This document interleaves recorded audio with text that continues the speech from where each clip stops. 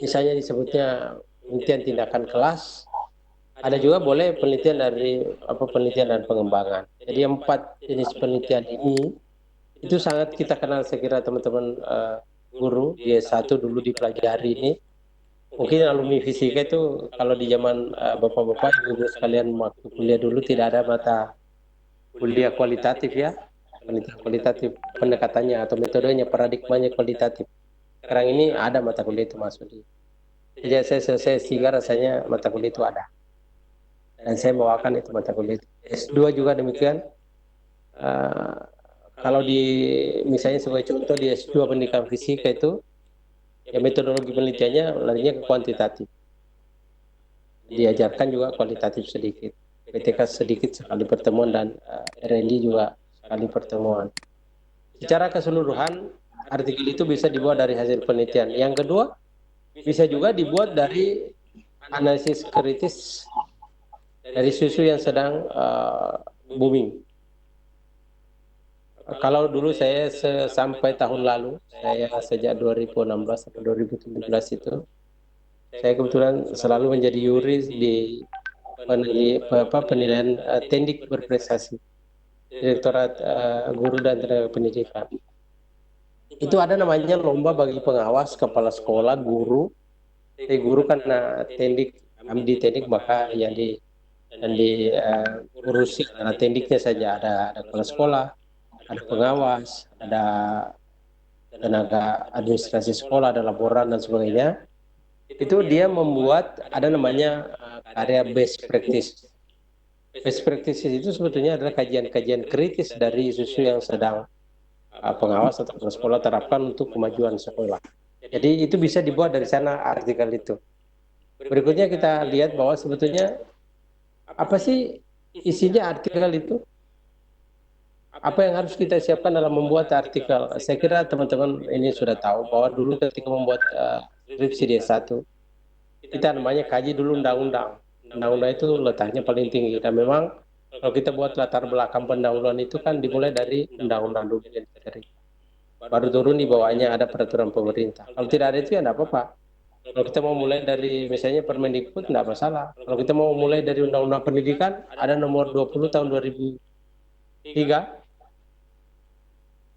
Undang-Undang Sisdiknas, baru turun di bawahnya ada PP, Peraturan Pemerintah nomor 19 tahun 2005 tentang Standar Nasional Pendidikan. Di sana dibahas mengenai 8 standar, dan di bawahnya ada Permendikbud. Permendikbud itu berkaitan dengan misalnya kurikulum yang sedang berlaku. Atau kalau yang kita kaji masalah penilaian ya Permendikbud tentang penilaian dan implementasinya di lapangan dan sebagainya. Kemudian di bawahnya itu baru kita bercerita tentang materi-materi yang diperoleh dari buku, artikel terkait yang kita kaji, yang berkaitan dengan topik yang sedang kita mau buat artikelnya. Boleh jurnalnya dari nasional tidak terakreditasi, nasional terakreditasi, internasional, dan ada saya sebutnya lokal. Lokal itu ya tadi itu. Nah, kadang juga disebutnya jurnal tidak terakreditasi secara nasional. Berikutnya, bagaimana kita membuat artikel? Artikel itu dibuat dari pertama ada judul namanya. Judul itu kemudian ada di bawahnya identitas penulis, afiliasi, email, dan alamat-alamat yang bisa dihubungi oleh pembaca. Setelah itu dibuat abstrak di bawahnya. Abstrak itu berisi tentang rangkuman dari penelitian, nanti akan ada penjelasannya di bawah. Berikutnya mengenai pendahuluan. Introduction itu ada yang kita cerita tadi itu isinya undang-undang, kemudian PP, kalau ada buku, ada Permendikbud, kemudian sampai kepada, jadi kita membuatnya seperti piramida terbalik itu sebetulnya.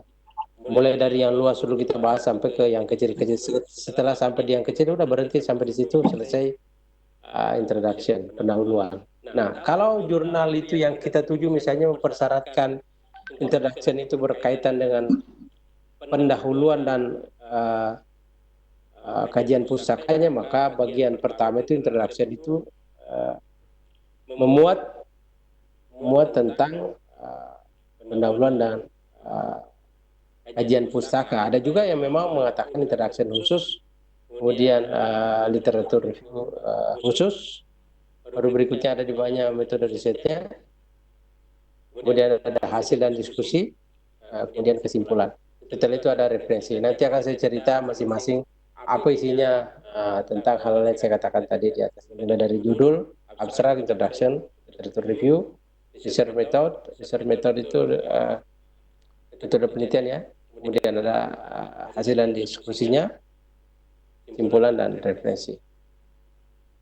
Mengenai judul yang baik itu sebetulnya singkat, jelas, padat, biasanya menunjukkan atribut atau variabel penelitian di dalam judul kita itu. Ya, paling banyak 22 kata. Memang ada penelitian teman saya dulu di di UI itu, kerja di Jakarta.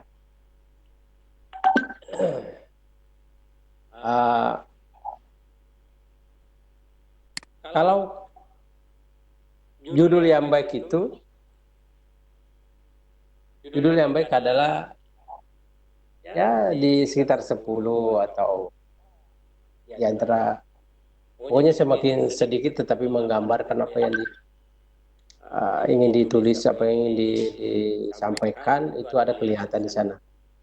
Mengenai atribut itu sebetulnya kalau dalam dunia penelitian itu atribut itu dalam skala besar itu disebut variabel. Variabel itu sesuatu yang memiliki nilai dan nilainya itu bervariasi, yang disebutnya variabel. Tetapi itu intinya kalau dalam penelitian dan pengukuran itu disebutnya atribut. Atribut itu selalu berpasangan dengan subjek yang kita ukur. Misalnya atributnya hasil belajar.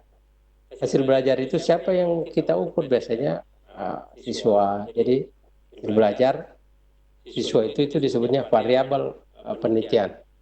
Itu yang pertama. Yang kedua, setelah judul itu di bawahnya itu ada nama penulis. Nama penulisnya boleh idealnya 3, 4, 5, atau sebetulnya kalau kita mau bagus itu penelitian yang baik itu minimal 3 lah. Satu ketua, satu peneliti korespondensi, yang kedua anggota, yang ketiga anggota ya. Nah, apa yang kita tulis di sana di bawah nama penulis itu, identitas penulis sesuai dengan kedudukan dalam artikel, misalnya ketua, anggota, dan ada email biasanya bintang. Jadi sebenarnya di bawah bintangnya kemudian ditulis di bawahnya korespondensi penulis. Berikut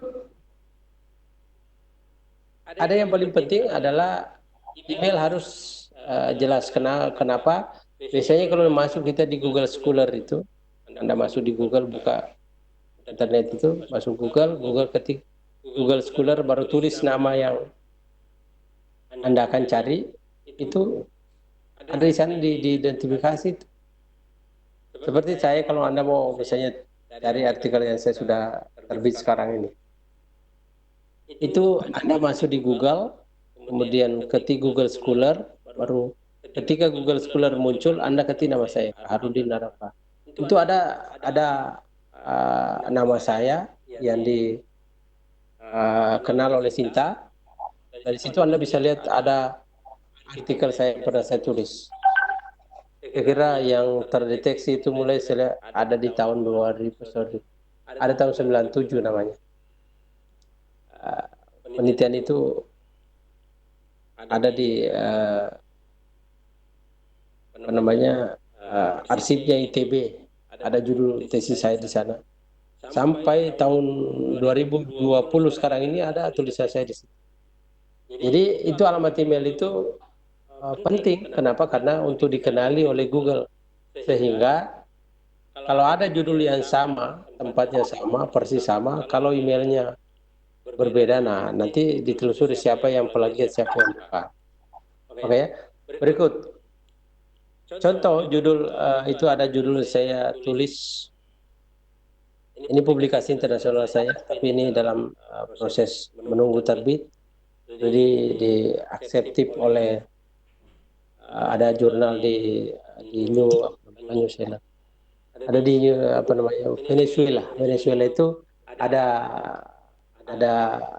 Penerbit di sana. Ini kalau kita masuk di Scopus, ini masuk di QT kan namanya ini.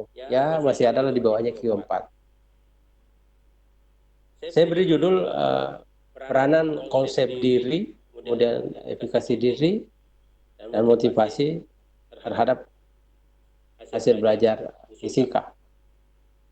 Itu ada nama saya, ada di bawahnya tanda, ada di belakangnya nama saya itu ada indeksnya di sana satu, baru di bawahnya fisik Departemen Matematik and Natural Science Faculty, State University of Makassar Indonesia. Baru ada email di bawahnya kahar.arapa@unm.ac.id. Kemudian penulis kedua sama dengan itu, penulis ketiganya juga sama. Kebetulan ini karena saya buat ini ada ini ponakan saya sebetulnya, yang kedua itu ponakan saya itu alumni psikologi S2 UGM, satunya di Unpas. Dia memang banyak menceritakan mengenai motivasi belajar. Jadi motivasi berprestasi, achievement motivation. Dia banyak tahu tentang itu, makanya dia saya masukkan. Dan saya berdiskusi banyak tentang itu, makanya ada kontribusinya dia juga tentang referensi mengenai motivasi berprestasi dia. Kemudian yang ketiga itu,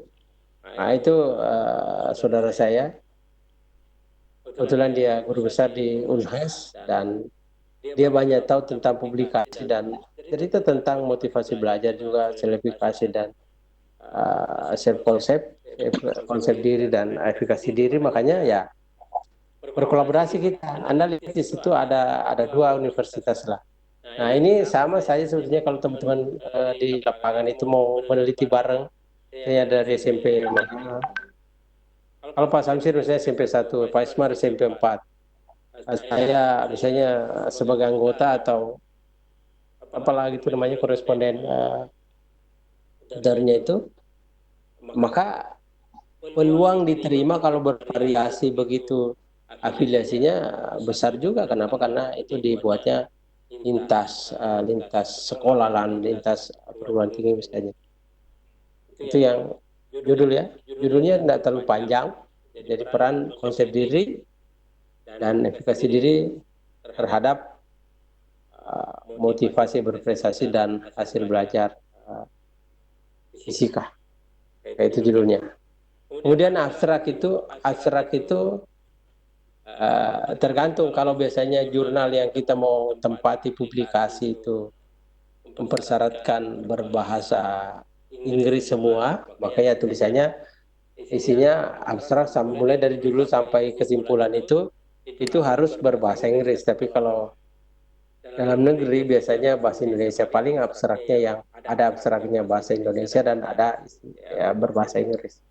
Apa isinya abstrak itu? Abstrak itu berisi tentang tujuan penelitian, kemudian metode penelitian, kemudian hasil penelitian. Jadi sebetulnya intinya hanya tiga itu: tujuan penelitian, metode penelitian, dan hasil penelitian.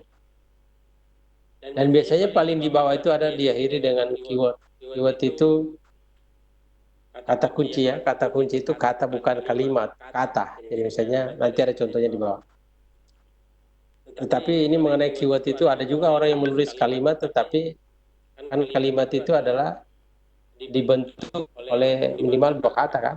Nah, nanti kita bisa lihat di bawahnya. Nah ini biasanya abstrak itu ditulis tanpa baris baru, spasinya tunggal, spasi satu ya. Mengenai ukuran fontnya, misalnya jenis hurufnya disesuaikan dengan gaya selingkung dari jurnal yang akan kita tuju ke publikasi. Ya, berikutnya mengenai contoh abstrak ada di sana. Anda lihat di bawah itu. Seperti saya gunakan kalimat itu juga diterima ternyata. Jadi ada juga mempersyaratkan ketat itu harus dalam bentuk misalnya achievement motivation itu, antara achievement dengan motivation itu dikasih koma, boleh. Dan biasanya menyusun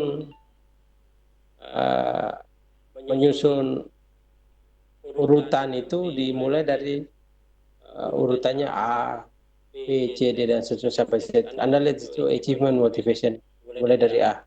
kemudian ada AMOS di belakangnya, baru Physics Learning Outcomes, baru self konsep dan self efficacy. Itu urutannya ada. Tetapi juga sebagian jurnal yang kita tuju itu tidak mempersyaratkan itu, tapi secara internasional ini biasanya dipersyaratkan begitu. Saya kebetulan punya artikel yang sudah diterima untuk publikasi di Venezuela itu di Scopus Q3, itu aksaranya cuma segitu. Saya cerita mengenai tujuan penelitian, baru dibawanya untuk mencapai tujuan penelitian itu tadi saya menggunakan metodenya apa, ada saya cerita di bawah situ. Setelah itu ya hasilnya saya uraikan paling bawah. Nah biasanya yang isinya metodenya itu tadi di sana kan ada populasi, ada sampel. Kalau penelitiannya kuantitatif, kalau kualitatif itu biasanya tidak dikenalnya populasi dan sampel, ada biasa objek, subjek dan sebagainya. Nah berikutnya bagian setelah judul abstrak dan sekarang masuk kita di bagian pendahuluan. Pendahuluan seperti saya katakan tadi itu ada kita kaji undang-undang, kemudian peraturan pemerintah, PP, Permendikbud, data dari lapangan.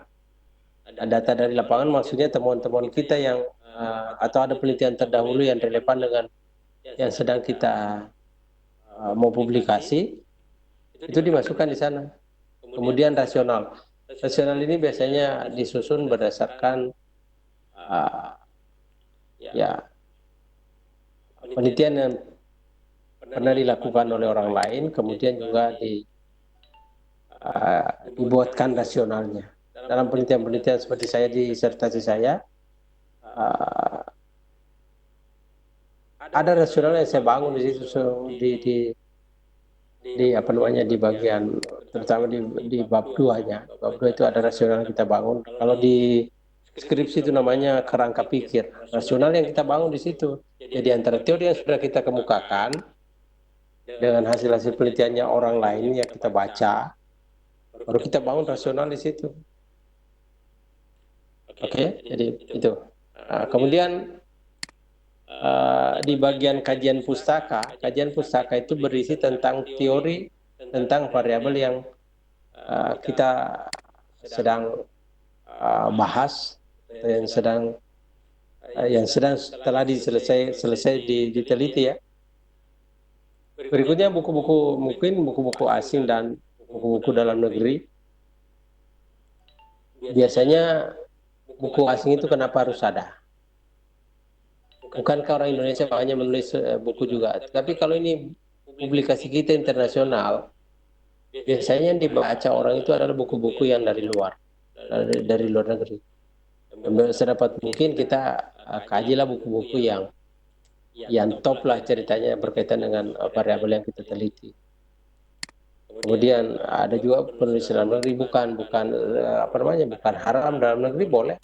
Saya di publikasi saya yang di luar negeri itu banyak publikasi saya juga ada referensinya dalam negeri, tetapi ya paling tidak kalau buku-buku tentang misalnya metodologi penelitian, metode penelitian itu ada tentang misalnya mengenai faktorial design. Faktorial design itu ya tidak banyak orang dalam negeri menulis itu, makanya kita tulis buku-buku yang dari luar. Ada misalnya bukunya Khan dari orang India ya, orang Pakistan. Itu menulis buku metode penelitian bagus. Mungkin kita bisa kaji. Ada buku-buku misalnya dari yang dekat-dekat kita misalnya dari Australia, boleh kita rujuk. Memang kita tidak terbiasa, tapi sekarang dengan kondisi internet semakin bagus, maka buku-buku itu banyak buku-buku elektronik yang dibagi gratis biasanya di dalam internet itu. Kemudian semua rujukan ditulis dalam daftar pustaka. Kalau kita punya baca buku misalnya rujukan kita ada 20 lah atau 10 lah. 10 buku itu dituliskan di dalam daftar pustaka.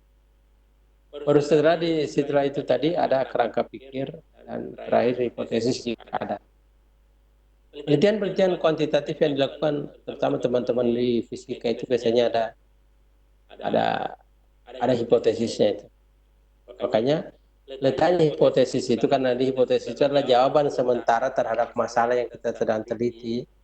Maka letaknya kerangka letaknya hipotesis itu setelah kerangka pikir rasional yang kita bangun berdasarkan teori-teori yang kita baca di atas dalam kajian literatur. Nah, berikutnya mengenai metode penelitiannya. Metode penelitian itu kita sebut apa yang kita gunakan. Kalau yang lazim misalnya kalau berdasarkan berdasarkan paradigmanya, kita mengenal ada namanya paradigma penelitian kuantitatif dan ada paradigma penelitian kualitatif. Ada paradigmanya ya memang dia penelitian dan pengembangan R&D.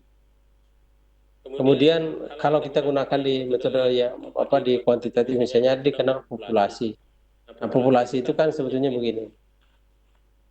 Kalau Pak Samsir mau meneliti di misalnya di SMP 1 Mas Samba, mengajar di kelas 2. Kelas 2 itu kan ada 8 kelas atau 9 kelas. 9 kelas itu yang kita sebut sebagai populasinya, tetapi kalau mau meneliti, ya kita dibolehkan mengambil sampel dari populasi itu. Misalnya Bapak mengajar di Pak Samsir mengajar di kelas 2, mulai dari 21 sampai 210 misalnya, ada 10 kelas. Boleh ambil 2 kelas, satu kelas itu diberikan perlakuan dan satunya sebagai kontrol dari perlakuan yang kita berikan. Ambil 2 kelas. Nah, itu namanya sampel. Mengenai teknik pemilihan sampel itu saya kira banyak caranya, tekniknya, tergantung dari penelitian yang kita mau sebetulnya gunakan dan tergantung dari karakteristik populasi yang kita teliti. Kalau di penelitiannya paradigmanya kualitatif, nah populasi sampel itu tidak dikenal itu, bahkan satu sampel satu orang pun bisa jadi penelitian kita kalau dia sifatnya kualitatif. Kita seperti bola salju mengalir terus, ya disebutnya snowball prinsipnya. Berikut di dalam metodologi penelitian itu juga kita harus cerita tentang instrumen apa yang kita gunakan. Ada cerita instrumennya. Kemudian bagaimana menganalisis data yang kita peroleh di cerita. Seperti tadi di bagian pendahuluan saya cerita AMOS. AMOS itu adalah bagaimana kita menganalisis data-data kuantitatif yang diperoleh dengan menggunakan paradigma itu, menggunakan structural equation modeling, SEM namanya. Nah, SEM itu ada softwarenya namanya AMOS. Ini menyebutnya AMOS. Di keyword saya tadi itu ada AMOS. AMOS yang saya pakai di tahun 2010 itu AMOS versi 16. Sekarang ini versinya 24 kalau tidak salah. Yang saya suka pakai itu 22, versi 22. Itu salah satu varian dari SPSS namanya. Kalau Anda tidak terbiasa menggunakan ini, kan ada juga buku-buku statistik punya Sujana, sederhana. Anda tidak mau misalnya itu, Anda boleh bertanya misalnya ke saya, boleh, kita layani lah, kita bantu untuk publikasi. Bahkan saya menunggu sebetulnya teman-teman yang mengalami kesulitan yang mau publikasi, Anda kirim datanya ke saya, Anda kirim tulisan Anda, baru saya perbaiki, baru kita publikasi bareng-bareng. Itu ya mengenai metodologi penelitian. Berikutnya contoh metodologi tadi itu ya, ini ada saya. Jadi ada paradigma hubungan antar variabel itu. Perlu saya jelaskan bahwa kalau penelitian itu yang menggunakan desain penelitian itu hanya penelitian yang sifatnya eksperimen. Kalau selain eksperimen itu disebutnya paradigma. Paradigma hubungan antar variabel. Paradigma hubungan antar variabel. Kalau penelitiannya eksperimen ya itu disebutnya desain eksperimen. Ada kira dulu kita belajar statistik itu ada banyak istilah yang digunakan di sana. Tapi yang penting bukan pada istilahnya sebetulnya. Yang penting kita bisa kita membuat data-data, kita bisa berbicara. Bagaimana cara mengolahnya, bagaimana hubungan antar variabelnya. Jadi yang paling penting tadi seperti saya punya penelitian itu kan peran konsep diri dan efikasi diri terhadap uh, motivasi berprestasi. Maka yang perlu dilihat di situ ada bagian, ini perlu saya jelaskan juga. Ada bulat lonjong itu kalau variabel dibagi berdasarkan keterukurannya, maka variabel itu dibagi menjadi dua macam. Ada namanya variabel laten dan ada variabel manifest. Variabel laten itu digambarkan bulat lonjong itu, selifikasi itu adalah variabel laten. Kemudian self concept juga demikian. Dan saya mengatakan antara konsep diri dan efikasi diri itu apakah ada nanti korelasi? Nah, itu ada persyaratan di statistik, ada namanya uji multikoliniaritas. Multikoliniaritas ujinya namanya. Kalau tidak ada, maka panahnya itu dibuang. Makanya ada sebetulnya panah kiri kanan arahnya itu timbal balik.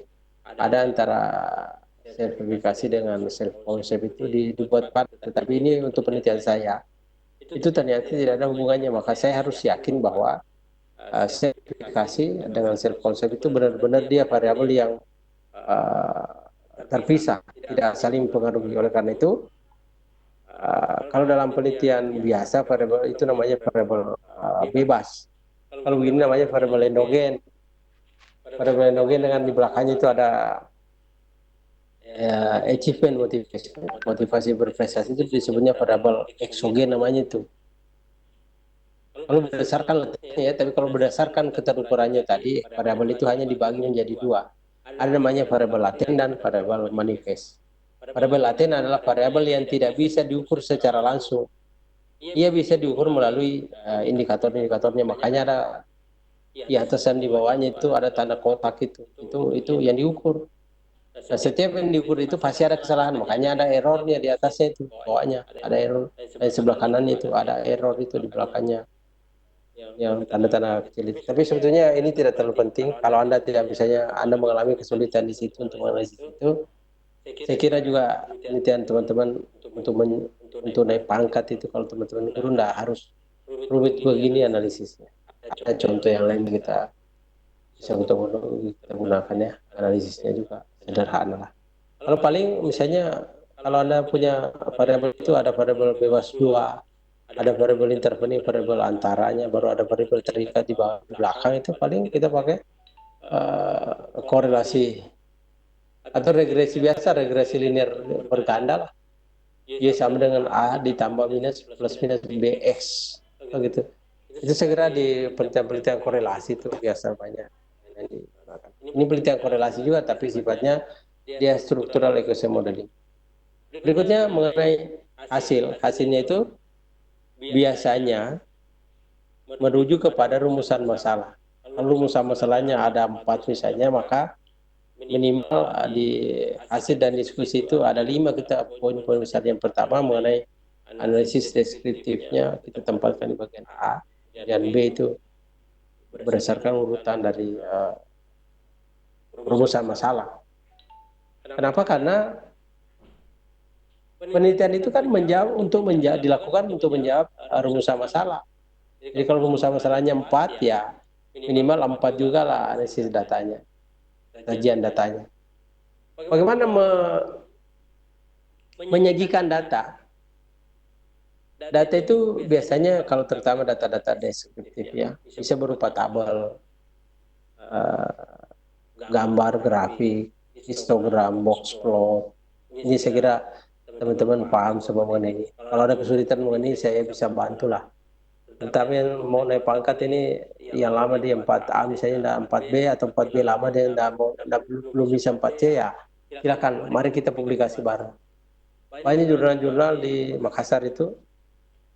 Kalau seperti kita punya penelitian di fisika saja, ada jurnal itu namanya jurnalnya penelitian, jurnal pendidikan fisika dan sains. Itu ada. Dan itu terakreditasi nasional itu. Teman-teman guru kalau mau publikasi boleh di situ. Atau kalau tidak mau, ada Unismu juga, pendidikan fisika ada di sana. Terakreditasi, malah levelnya lebih tinggi daripada levelnya jurusan fisika di UNM itu. Ada juga di UIN. Kalau fisika-fisika di Indonesia banyak, ada di Semarang, ada di Jakarta, ada di Malang, ada di Semarang ya, ada di Bandung, banyak. Jadi teman-teman guru yang mau publikasi tinggal misalnya mungkin berkolaborasi dengan saya misalnya. Bisa kita publikasi bareng. Dan sebagai saya pengalaman saya bisa mereview jurnal teman-teman, artikelnya teman-teman baru bisa kita publikasi di jurnal yang minimal terakreditasi nasional lah. Kalau akreditasi nasional itu nilainya satu artikel itu 20 hukumnya. Ketika tadi kalau ketua dikasih 60% ketua, 40% itu dibagi ke anggota. Nah berikutnya, kalau penelitian kita misalnya kuantitatif itu, maka selain analisis deskriptif itu, kita juga ada analisis data inferensial. Inferensial itu biasanya digunakan untuk menjawab hipotesis yang kita ajukan. Ya, kita mau uji hipotesis, kalau ada hipotesisnya. Kalau penelitian-penelitian kualitatif tidak perlu itu, tidak perlu uji-uji segala itu, karena segalanya dibuat berbicara. Kalau intinya begini, kalau penelitian kita kuantitatif itu datanya berupa angka. Kalau penelitian kita kualitatif datanya berupa kalimat, tulisan. Walaupun juga sebetulnya di kuantitatif itu ujung-ujungnya nanti kita kualitatifkan juga, tapi memang penekanannya biasanya menggunakan statistik sebagai dasar untuk pengujian hipotesis. Nah, setelah kita punya hasil, kita konfrontir ke hasil penelitiannya orang lain. Nah, itu makanya biasanya lebih bagus kalau kita rujuk hasil penelitian itu yang sudah dipublikasi. Lebih bagus lagi kalau misalnya kita bisa mengkaji ada jurnal internasional. Nah, kalau tidak internasional ya kita nasional cukup lah. Teman-teman guru untuk kenaikan pangkat juga saya kira nasional cukup, bahkan lokal pun boleh. Hasil penelitiannya teman-teman yang sudah dilakukan terkait dengan hasil penelitian yang kita peroleh, kita bisa konfrontir di sana. Berikut, jika ada hipotesis yang tidak teruji, Anda usah khawatir, Anda usah stres. Kalau tidak teruji itu biasa. Bisa jadi. Kalau tidak teruji, mungkin boleh jadi teori yang kita rujuk itu tidak lagi berlaku. Atau boleh jadi ada dalam penelitian kita ada variabel-variabel yang mestinya kita kontrol, tetapi tidak kita kontrol. Makanya ya penelitiannya berbeda. Intinya begini, kalau penelitian kuantitatif yang tidak teruji hipotesisnya, gunakan uji non-parametrik namanya, statistik. Kalau dia, karena sebetulnya sebelum menguji hipotesis itu ada biasanya uji prasyarat yang dilakukan. Dulu dosen saya, pembimbing saya di Jakarta itu, dosen ahli statistik dari UI, Universitas Indonesia, itu tidak mempersyaratkan uji normal dengan uji homogenitas itu. Tapi saya kira teman-teman, ya karena kalau mau dikejar itu nanti agak lama lagi debatnya, dan kalau selesai dikit misalnya Anda tidak bisa memberi alasan yang baik dan benar, itu bisa jadi kecelakaan penelitian Anda. Makanya kalau Anda menggunakan uji hipotesis itu ada uji prasyarat yang digunakan. Ada namanya uji normalitas kan aja, ada uji homogenitas. Tidak apa-apa digunakan itu. Nah, kalau tidak teruji tadi ya ada diskusi mengapa tidak teruji itu hipotesis. Maksudnya tidak, hipotesisnya tidak diterima. Kalau hipotesis tidak diterima jangan stres. Dulu pernah saya uji mahasiswa D1. Saya ingat itu dulu sekira angkatan-angkatannya Ismar itu ada angkatannya Ismar itu. Stres dia mau tipu-tipu datanya. Dia mau jadi kasih normal itu data. Saya kan ya namanya dosen itu tahulah, kita baru lihat data, kita sudah tahu seperti apa. Lagi saya sekarang ini kan ya ada ilmu saya peroleh dari tempat saya bekerja, dan ketika saya sekolah baru saya lihat data. Ini kalau mahasiswanya mau tipu, saya tidak bisa ditipu saya, karena tapi sudah segera memang penelitian itu intinya adalah kita bukan mau menipu orang, tapi kita menuliskan apa adanya. Boleh jadi kalau tidak diterima atau tidak teruji kita punya hipotesis, mungkin itu koreksi terhadap teori yang ada, bisa jadi. Seperti sekarang ini pembelajaran ini, kan banyak teori-teori yang sebetulnya jadi tersanggah oleh kondisi kita sekarang ini. Tidak ada lagi orang bisa mengajar secara langsung, harus melalui online. Saya kira di teman-teman guru juga begitu, semua online semua. Hal baiknya dari bencana ini adalah membuat kita semakin bisa mengoreksi diri, bisa mengisi diri dengan cara belajar dan terus belajar. Saya juga tidak terlalu, bukan tahu semua persoalan yang sedang kita hadapi sekarang itu, tapi paling tidak ada kontribusi saya dalam pembelajaran online misalnya. Oke, berikut. Nah, kesimpulan itu biasanya kita tuliskan dalam bentuk urutan angka 1, 2, 3. Angka 1, 2, 3 itu biasanya diperoleh melalui berawal dari rumusan masalah 1, 2, 3 juga. Jadi kesimpulan pertama itu 1, itu berasal dari rumusan masalah 1 juga. Demikian 2, 3, dan seterusnya. Bagaimana kalau cuma 1 ya? Maka tidak dituliskan dalam bentuk urutan 1, 2, 3, tetapi hanya 1 kalimat, 1 paragraf atau lebih dari, paling tidak 1 paragraf lah kesimpulannya.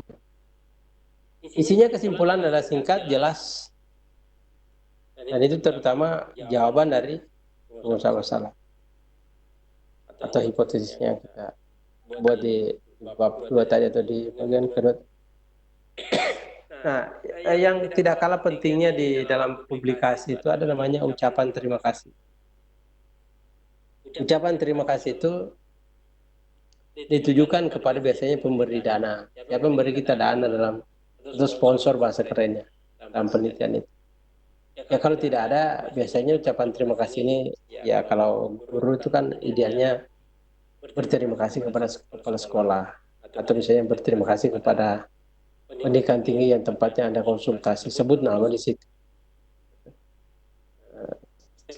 Itu yang paling penting dalam penelitian itu, kita jujur menyampaikan apa yang kita dapatkan, laporkan apa adanya, tetapi hal yang paling penting, artikel yang biasanya diterima itu adalah 1, ada nilai kebaruan di dalamnya. Ada nilai kebaruan di sana.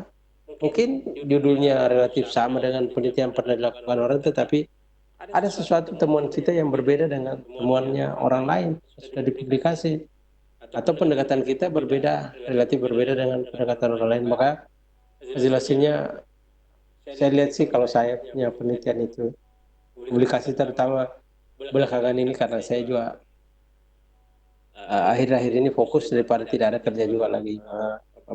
Sudah 3 minggu di rumah ini, tidak ada kerjaan, ya makanya saya banyak menulis, dan alhamdulillah banyak artikel saya yang diterima untuk dipublikasikan di berbagai tempat, dan itu kan bisa mengantar kita ke hal-hal yang lebih baik lagi.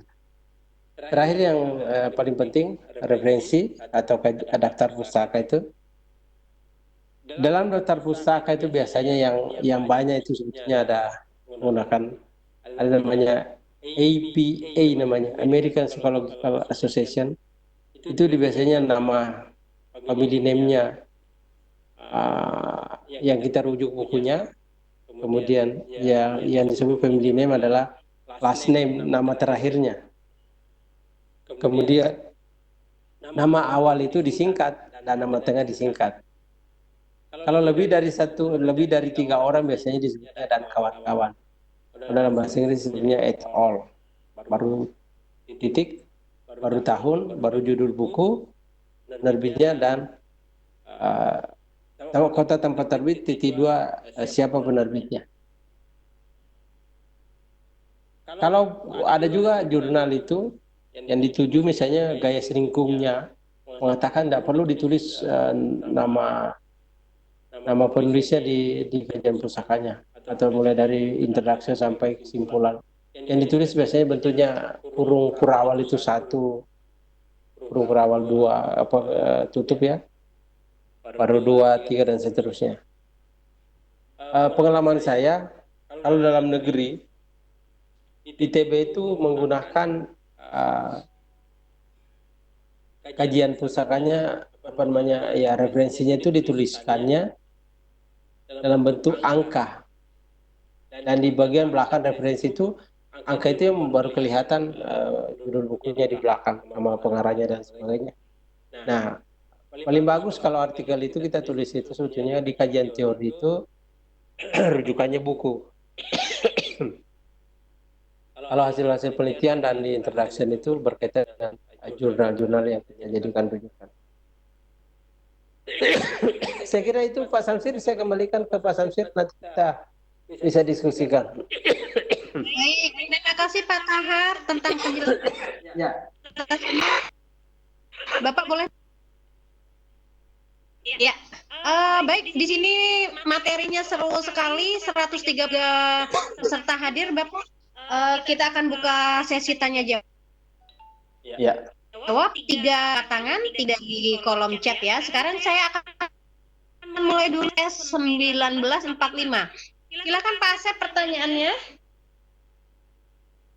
Ya, Assalamualaikum warahmatullahi wabarakatuh. Waalaikumsalam. Halo, Pak. Waalaikumsalam. Pak Tahar ya, terima kasih. Ya. Materinya sangat bagus ya.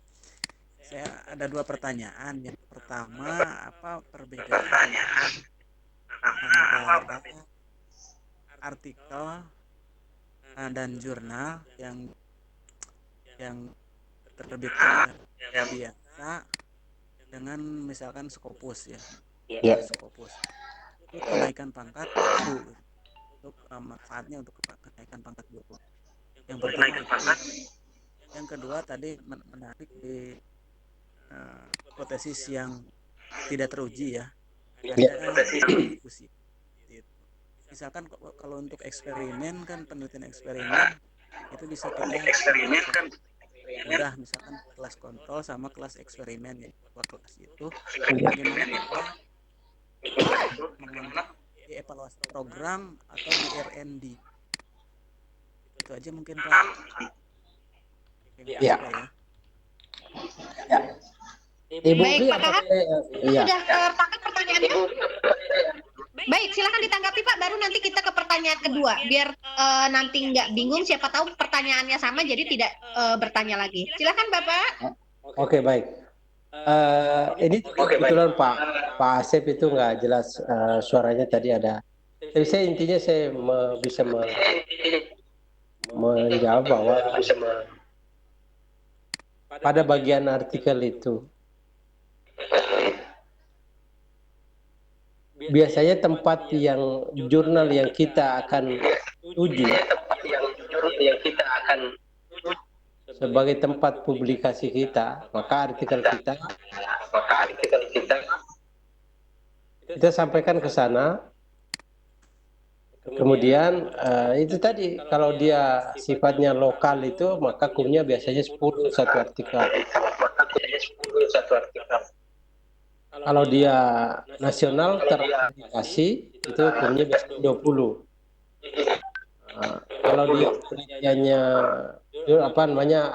artikel itu dipublikasi di Scopus itu biasanya itu 40 satu artikel ya. Jadi kumnya itu beda-beda. Makanya teman-teman sebetulnya lebih enak kalau penelitiannya itu jangan laporan penelitian saya di stok. Lebih enak kalau dipublikasi. Karena nilainya besar, ada pengalaman kita dalam mempublikasi. Ya coba-coba kita kemampuan ya kalau bisa diterima dan seterusnya. Nah berikut, pertanyaan yang kedua.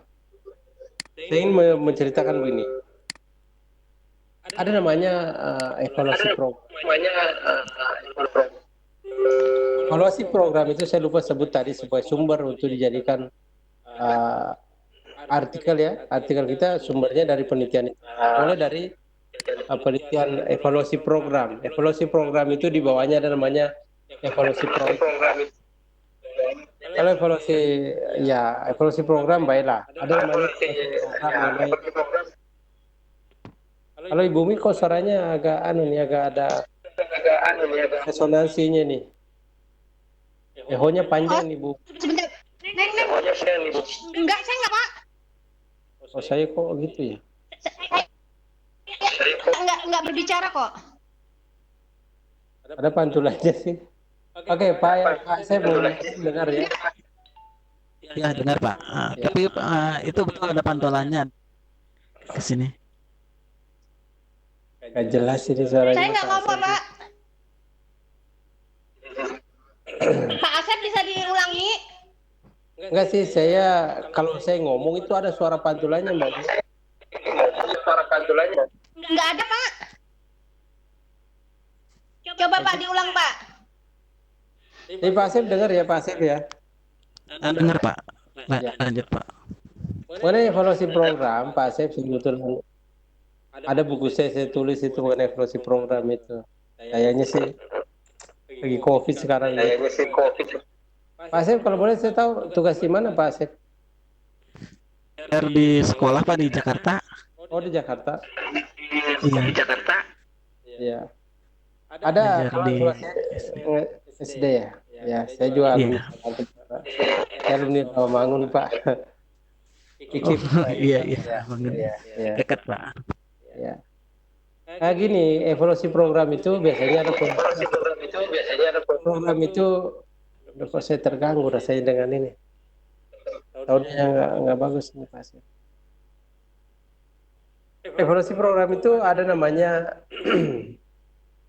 model-model yang kita gunakan. Kalau model yang cocok misalnya di penelitian evaluasi program mengenai pelatihan atau ya jenis pelatihan itu biasanya kita gunakan modelnya Kirkpatrick. Kalau kita evaluasi programnya misalnya tentang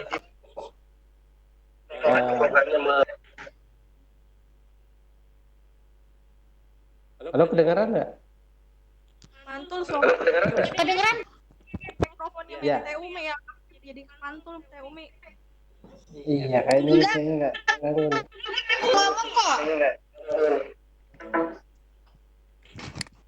Oke. Ada intinya gini, Pak Asep. Kalau evaluasi program itu ada model-model yang cocok digunakan untuk program yang sedang kita teliti. Ada kriterianya itu program. Ya, kriterianya ada namanya modelnya CIPP, dari Staffel Beam, ada dari Kirkpatrick, ada dari macam-macam. Tetapi intinya adalah bisa juga dibuat artikel itu. Dan penelitian evaluasi program itu tidak ada hipotesisnya, Pak. Biasanya yang paling penting kalau di evaluasi program itu ada 3. Makanya di kesimpulan itu harusnya biasanya diikuti rekomendasi namanya. Kalau rekomendasi itu ada 3. Apakah program itu diteruskan tanpa catatan, atau yang kedua evaluasi program itu bisa dilanjutkan tetapi dengan catatan, atau boleh jadi yang ketiga rekomendasinya adalah itu dihentikan. Kalau programnya tidak cocok ya dia disarankan aja dihentikan. Nah, mengenai R&D tadi saya sudah cerita, R&D itu biasanya kita membuat, jadi ada penelitiannya, ada pengembangannya. Kalau saya di sekolah Bapak, misalnya ada kendala di bidang media pembelajaran atau di bagian buku ajarnya misalnya, Bapak mengalami kesulitan. Ternyata kalau Bapak mengalami kesulitan, Bapak merasa perlu untuk membuat sesuatu, ya maka itu penelitiannya biasanya R&D namanya. Dan itu juga penelitian R&D biasanya sih tidak mempunyai hipotesis Pak Asep. Karena R&D itu sifatnya kalau kita merujuk misalnya ada model rujuk di sana. Ada namanya misalnya rujukannya sering dirujuk ke orang kalau penelitian itu khusus untuk pengembangan bahan ajar. Bahan ajar lah misalnya atau RPP dan sebagainya. Itu biasanya kita gunakan ada namanya model 4D dari 3 Rajan. 4D namanya. D yang pertama itu namanya mendefinisikan. Kemudian yang kedua kita gunakan setelah kita definisikan itu kita gunakan untuk mendesain. D yang kedua desainnya, yang ketiga ada namanya develop, kita kembangkan, yang keempat ada namanya disseminate. Jadi 4D digunakan modelnya 3 Rajan itu. Atau kalau misalnya kita menggunakan juga ada model-model yang dikembangkan oleh misalnya ada namanya model EDI, itu EDI namanya. Cocok untuk bahan ajar biasanya itu. Ada juga model yang lain tergantung. Jadi rujukannya kalau intinya begini, penelitian dan pengembangan itu tidak mempunyai hipotesis biasanya. Memang ada rujukannya 4D itu tadi. Kalau dalam pengembangan instrumen, nah ada modelnya, misalnya yang dalam negeri ada mantan rektornya UNJ itu Pak Asep, ada punya Pak Jali, ada dosen saya dulu dari Jogja namanya Profesor Madafi, Jamari Madafi, baru kemarin beliau berpulang. Nah, jadi itu bisa kita rujuk itu. Ada 11 langkah pengembangan instrumen. Jadi intinya begini, penelitian dan pengembangan dan evaluasi program itu ada model yang kita rujuk. Model pengembangan dan ada model evaluasi yang kita rujuk. Intinya begitu kira-kira Pak Asep. Halo? Terima kasih Pak jawabannya. Ya. Baik, terima kasih Pak Asep. Sekarang kita ke yang ya, sekarang saya mau ke Ibu Dewi Insani. Silakan Ibu. Ibu Dewi Insani, halo. Ya, silakan Bunda. Halo. Bunda Dewi. Silakan. Oke, mic-nya dimatikan berarti saya pindah ke Bapak Abdul Tholib dari, setahu saya nih, dosen Universitas Muhammadiyah Maluku, Pak Kahar. Silakan Pak Abdul Tholib. Ini sama-sama dosen nih Pak. Ini Pak Dekan dari Universitas Muhammadiyah Maluku. Silakan. Silakan Pak. Jelas.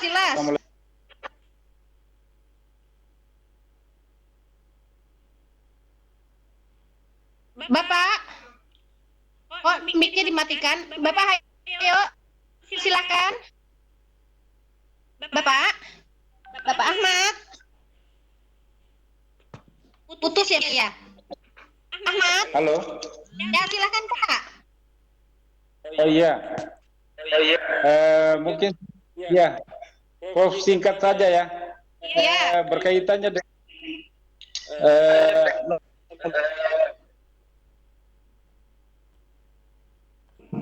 Bapak suaranya putus-putus. Ditulis di chat aja ya Pak ya, suaranya putus-putus ya Pak. Nanti saya bacakan ya Pak ya. Atau Bapak WA ke saya, nanti saya baca. Maaf, saya pindah dulu ke yang lain ya Pak. Putus-putus suaranya. Sekarang ke Pak Bambang. Silakan Pak Bambang. Halo. Nggak ada suaranya juga. Sekarang itu yang belum. Ibu Nurjana, silakan Bu. Oh? Ya, dinyalain ya. Ya Bu, silakan Bu. Singkat padat ya Bu. Assalamualaikum Pak Kahar. Ini saya Pak Kahar. Ya, saya baru gabung jadi masih nyimak. Oh iya. Masih nyimak Pak. Cuma terima kasih banyak. Saya baru. Ya, makasih juga buat hostnya. Ya, Baik, terima kasih. Sekarang saya mau ke pertanyaan di kolom. Ini ada pertanyaan dari Ibu Norista. Kalau masih honor, bukan cara dapat golongannya.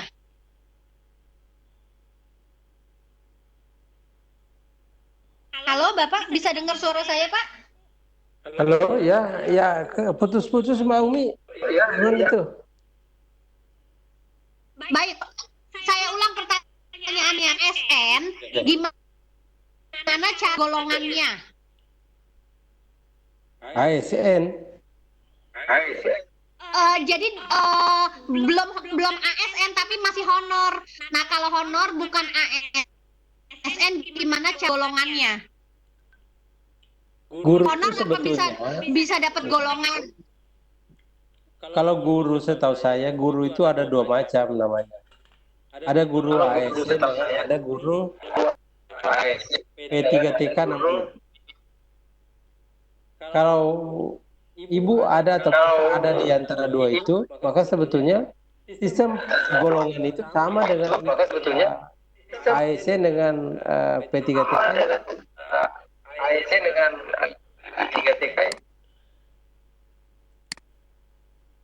Halo? Ya, lanjut Pak, lanjut. Ya. Jadi kalau saya mau tahu ibu itu atau bapak itu, saya mau tahu dia bukan ASN, apakah dia P3TK atau mana? Kalau dia P3TK sama cara dipangkatnya dengan guru-guru yang ASN itu. Kalau dulu namanya pegawai negeri sipil. Ada namanya guru P3TK, tapi ini memang tidak jelas sampai hari ini juga ada teman-teman beberapa kendalanya yang guru P3TK itu sampai sekarang belum ada SK-nya juga yang keluar itu. Tapi harusnya yang menurut Permen Menpan kemarin itu yang saya sempat ikuti penjelasannya di Jakarta ketika kami di briefing untuk membuat soal itu. Bedanya hanya di bagian akhir itu. Kalau ASN pensiun kan ada tunjangannya. Kalau P3TK tidak ada, tetapi segalanya mulai dari golongannya, gajinya itu pada jenjang yang sama. Tadi ada saya sebut kalau guru ya. Guru itu ada namanya guru pratama, ada guru muda, ada guru madya, dan ada guru utama. Kalau di dosen itu seperti ada namanya dosen yang ASN, ada yang bukan ASN. Tetapi prinsipnya sama. Ya nanti ada sertifikasi dosen yang bisa ikuti. Sertifikasi dosen itu memberikan tunjangan kepada dosen yang tunjangan itu berasal dari pemerintah, besarnya sama untuk golongan yang sama dengan ASN. Itu kalau golongannya sama, maka tunjangan gaji sertifikasinya sama. Kebetulan saya juga setiap tahun itu ada jadi asesor dosen itu, jadi saya selalu memeriksa. Ada teman-teman misalnya dari Maluku, saya bisa periksa, tapi tergantung dari diktinya dikirim ke kita, orangnya siapa juga enggak jelas, nah, tentu maksudnya. Tapi ketika melakukan penilaian tentang deskripsi dirinya dari dosen yang akan memperoleh sertifikasi dosen itu, salah satu ada komponen tentang artikel yang dipublikasi di situ jadi penilaiannya. Tapi kalau selain yang saya sebutkan tadi ASN dengan P3TK itu saya kurang paham mengenai cara kenaikan pangkat. Terima kasih. Demikian Ibu Umi, saya kembalikan. Baik, berarti kalau bukan ASN untuk naik golongan di sertifikasi saja ya Pak ya? Ya, sertifikasi biasanya ada. Ya, sertifikasinya itu kan sama, guru dan dosen kan sama, itu ada sertifikasi ya. Iya. Baik, sekarang ini ada pertanyaan dari Pak Miswanto. Syarat penulisan biasanya memiliki ciri khusus dalam penulisan artikel. Bakunya Pak untuk menulis artikel. Itu tadi saya katakan ada namanya gaya selingkung. Gaya selingkung itu tiap jurnal itu biasanya beda-beda. Mulai dari jenis huruf yang digunakan. Misalnya artikel yang di bagian judul itu hanya huruf pertama dari setiap kata itu yang besar. Kita lihat yang lainnya kecil. Ada juga kata semua judulnya. Ada di bagian introduction itu ada introductionnya khusus, ada khusus literatur review, ada juga yang menentukan introduction itu antara lain dalamnya ada review, kajian pusaka maksud saya. Setelah itu baru ada penelitian, keempat hasil dan diskusi, baru setiap artikel itu yang ditulis itu hendaknya disesuaikan dengan jurnal yang kita tuju. Bagaimana kita mengetahui jurnal yang kita tuju? Kita buka di webnya artikel yang jurnal itu ada namanya template-nya di sana. di template itu dituliskan ada petunjuk menuliskan judul, menuliskan abstrak, jadi survei yang digunakan ada lengkap sampai daftar pusakanya di sana.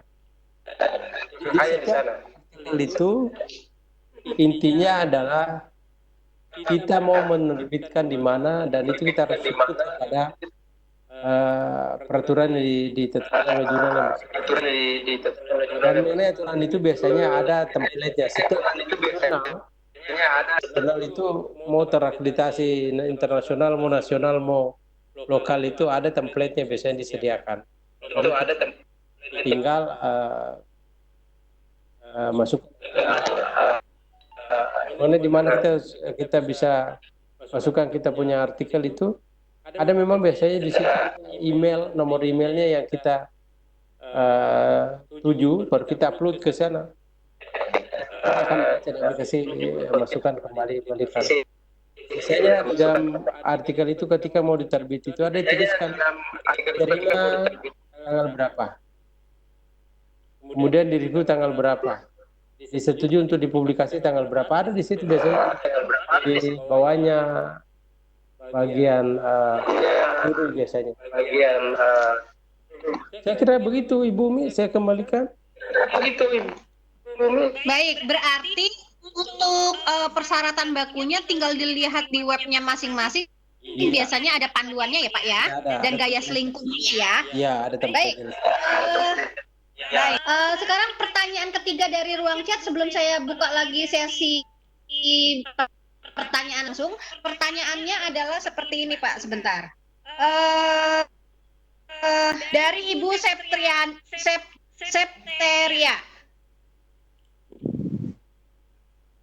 Artikel dalam buku antologi nilainya sama dengan buku yang ditulis bukan antologi. Apakah satu artikel ber-SISBN nilainya sama dengan satu PTK? Biasanya begini. Pak Kalau Kahar bisa menangkap pertanyaannya? Iya. Biasanya begini, Mbak. Kalau PTK itu tergantung kita publikasinya di mana. Saya publikasinya di mana? Berapa hukumnya yang pastinya saya tidak terlalu paham mengenai itu, tetapi saya punya pengalaman. Saya kebetulan editor di bagian deskripsi yang setiap tahun dilombakan oleh guru-guru atau sekolah dan pengawas itu di Kementerian Pendidikan dan Kebudayaan, Direktorat Jenderal Guru dan Tenaga Pendidikan kita selalu menjadi editor di best practice yang dilombakan itu. Bedanya kalau artikel atau karya tulis atau untuk antologi dan sebagainya, kalau dia ber-ISBN itu nilainya tinggi. Cuman tergantung. Kalau tidak ada ISBN-nya, itu nilainya biasanya. Itu kalau menunjukkan ISBN itu kan sebetulnya ada pengakuan secara minimal secara nasional. Ada ISBN internasional juga ada. Jadi berapa nilai hukumnya pastinya saya bukan pemeriksa di bagian kenaikan pangkat saya.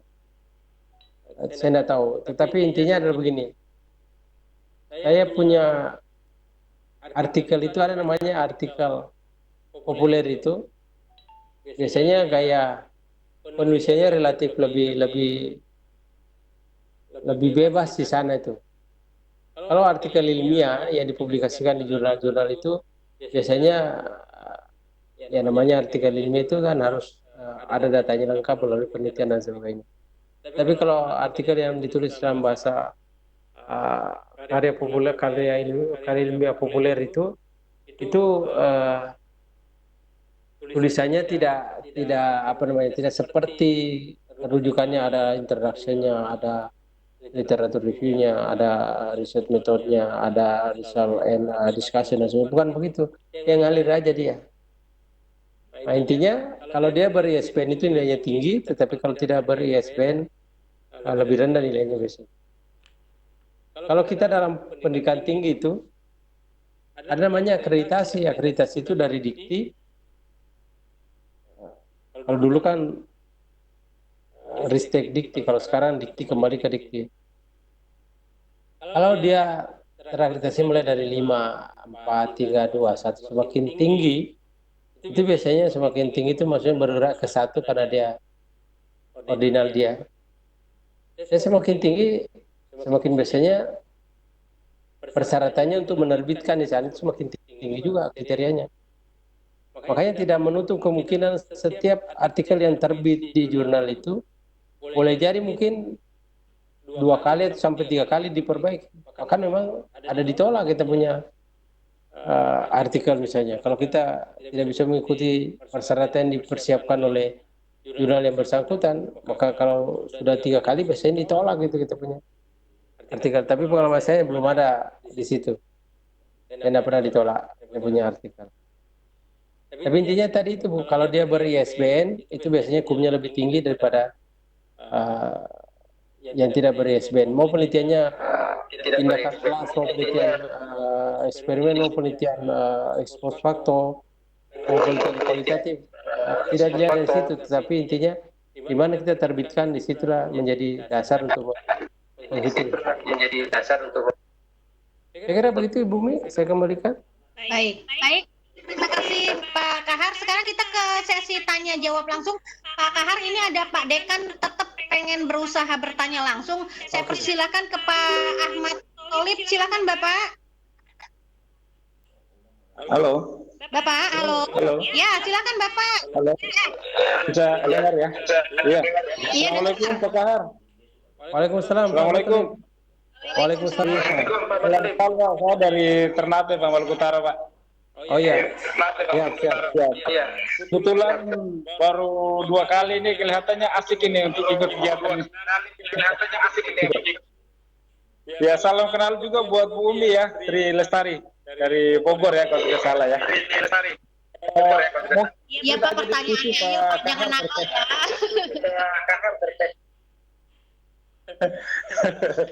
Mungkin Iya Pak, sedikit aja pertanyaannya Pak. yang nanti banyak ini. Iya. Ayo. Sedikit aja kita sharing kaitannya dengan novelty Pak. Ya. Nah, jadi memang kadang-kadang kalau misalnya riset yang kita buat kemudian anggotanya adalah mahasiswa, nah ini kadang-kadang sebelum kita, kalau misalnya itu menjadi novelty kita, kadang-kadang kita belum publis, mahasiswa sudah publis duluan. Nah, sehingga ini menjadi masalah adalah seakan-akan itu adalah novelty mereka, padahal itu adalah bagian dari penelitian kita. Nah, itu kira-kira bagaimana itu Pak Kahari? Triknya kira-kira seperti apa itu Pak? Terima Baik, kasih. ya baik. Terima kasih Pak Matolib. Saya langsung jawab Ibu Umi ya. Ya. Kalau pengalaman Ya, pribadi silakan saya, Bapak. ya. Kalau pengalaman pribadi saya, kalau mahasiswa itu sebelum lulus itu, saya tanya dulu, kamu mau publikasi atau kalau saya lihat menarik itu karyanya, saya katakan kita publikasi bareng aja. Publikasi bareng, saya akan perbaiki itu artikelmu. Karena biasanya mahasiswa itu baru lulus itu kan biasanya tingkat atau ada kemampuannya dalam menulis itu kurang bagus Pak. Makanya biasanya kita harus bantu. Ada yang mengatakan saya tidak bisa Pak, saya nggak mau publikasi. Kalau kita mau publikasi, Bapak mau publikasi itu lebih bagus. Nah, kalau saya sih punya pengalaman Pak Ahmad Thalib itu sebetulnya memang selalu saya komunikasi dengan anak bimbingan saya Pak.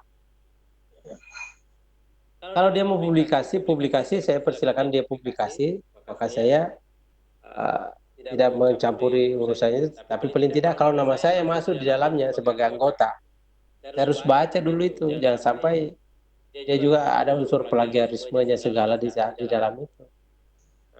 Memang kita harus hati-hati Pak. Karena sebetulnya boleh jadi mahasiswa tidak teliti menulis, ada rujukan orang itu karya orang yang dirujuk tetapi tidak ditulis sebagai karyanya orang, maka kita sebagai pembimbing ya harus tegas mengatakan ini harus tunjukkan rujukannya. Kalau pengalaman saya meneliti dan mengikutkan mahasiswa Pak Matalib itu, biasanya hak ciptanya ada di saya, makanya mahasiswa saya ikutkan sebagai anggota. Tetapi kalau misalnya saya bimbing anak-anak itu bagus karyanya, dia tidak punya rencana mau menerbitkan di mana, saya bisa sebagai ketua kalau saya perbaiki itu artikel itu, saya intinya saya ambil dari itu penelitiannya mahasiswa, artikelnya mahasiswa, tetapi isinya, ceritanya, segala dan sebagainya itu saya yang rancang susunannya, maka itu bisa saya sebagai penulis utama, yang mahasiswa itu sebagai penulis kedua. Kira itu Pak Mat Talib tadi Ya. sebetulnya memang. Baik, terima kasih Pak. Ya, terima kasih Pak. Ya. Ya. Baik, terima kasih. Baik, terima kasih Pak Abdul Thalib. Siapa tahu nanti bisa bersama kami ya. Baik, saya ke pertanyaan kedua di sesi ini ada Bapak Ibu yang sudah bertanya silakan turunkan tangannya ya supaya nggak capek nanti. Nurafiat Budiman, Bapak Pak Ibu ya, mudah-mudahan saya nggak salah. Silakan. Nurafiat Budiman silakan. Halo. Silakan Bunda. Ya. Halo. Ya, Ya, kami dengar. silakan. Assalamualaikum. Waalaikumsalam warahmatullahi wabarakatuh. Ya. Ini Pak, saya salah satu mahasiswa magister. Saya punya jurnal, saya punya kemudian kerjasama dosen dan jurnalnya Bunda suaranya putus-putus ya. Iya, saya putus. Bunda maaf suaranya putus-putus. halo ya halo Suaranya putus-putus Bu. Ya udah sekarang udah enggak. halo Ya silakan Bu. halo Ya, Ya silakan. ya begini halo ya sudah ya, kedengaran. ya saya ulang lagi Pak ya begini saya Pak salah satu mahasiswa magister pendidikan begini kerjasama dengan salah satu dosen, kemudian kita buatkan jurnal di Scopus, tapi saya sebagai penulis kedua. Apakah nilai, maksudnya apakah poin antara penulis pertama dan penulis kedua itu berbeda Pak ya dalam penyusunan PTK untuk di penilaian PTK? Itu saja Pak. Ya. Baik, saya menangkap pertanyaannya bahwa beliau mahasiswa magister, apakah ketika mempublish jurnal atau artikel, poin untuk pertama dan kedua punya nilai yang sama poinnya atau berbeda Pak Kahar? Ya. Begini, biasanya kalau koresponden itu biasanya sama dengan penulis pertama. Kalau penulis pertama sebagai koresponden juga, maka beda antara ketua dengan penulis pertama, yang kedua dan ketiga. Saya katakan tadi, kalau dia di Scopus itu, dia penulis pertama dan dia koresponden, skornya bukan skor hukumnya, dia 60% dari 40 tadi itu, 60% dikali 40 itu dapatnya 24. Tapi kalau penulis pertama dengan kedua itu berbeda. Kalau penulis pertama dosen tadi itu dia sebagai penulis pertama, tetapi Anda tetap sebagai korespondensi penulis koresponden, maka hukum Anda sama dengan yang pertama biasanya. Tetapi memang itu tadi biasanya kalau saya ini etikanya, kalau saya sebagai dosen pembimbing, saya mau jadi ketua dalam artikel itu, karena juga begini, kalau mahasiswa baru publikasi biasanya belum ada ID Scopusnya, itu biasanya untuk diterima artikel itu di jurnal terindeks di Scopus itu biasanya peluangnya kecil. Makanya dosen yang punya ID Scopus itu biasanya sebagai penulis utama. Tetapi bagaimana cara mengakali supaya hukumnya sama, itu biasanya penulis mahasiswa itu dijadikan koresponden penulis penulis korespondensinya.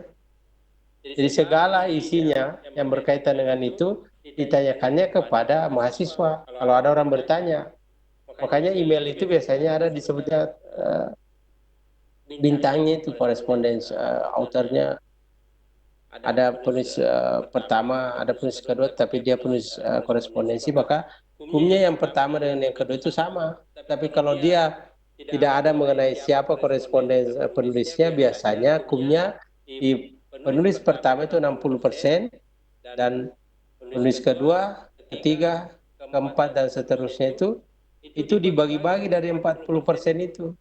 Sebagai contoh, kalau dia misalnya Anda sebagai penulis kedua, tetapi ada orang penulis ketiga juga, belum pembimbing kedua misalnya, atau promotor kedua, berarti penulis pertama itu dapat 60% dari 40.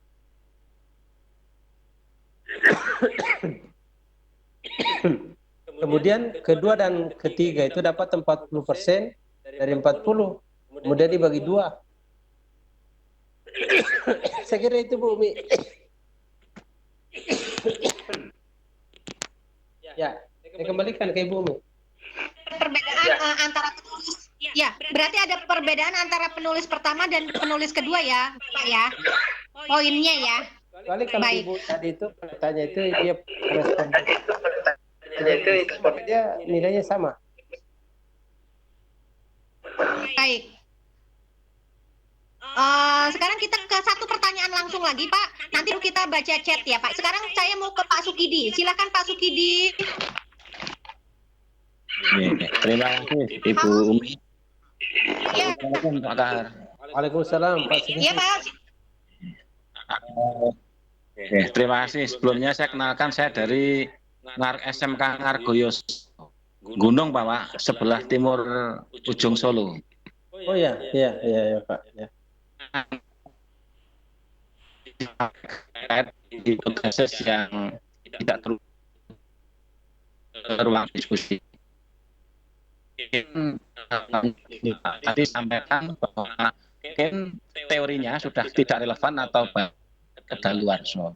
Nah, pertanyaan saya Bapak, selama ini mulai saya kuliah sampai dengan S2 ini belum pernah menjumpai penelitian yang teruji. Artinya semua teruji. Ini pertanyaan, apakah penelitian yang hipotesis teruji itu kalau untuk seperti misalkan ASN itu tidak bisa kan mengajukan DUPAK, daftar usul penilaian akredit. Ini pertanyaan yang kemudian kedua terkait dengan penelitian. Permasalahan saya selama ini sebenarnya ada suatu masalah.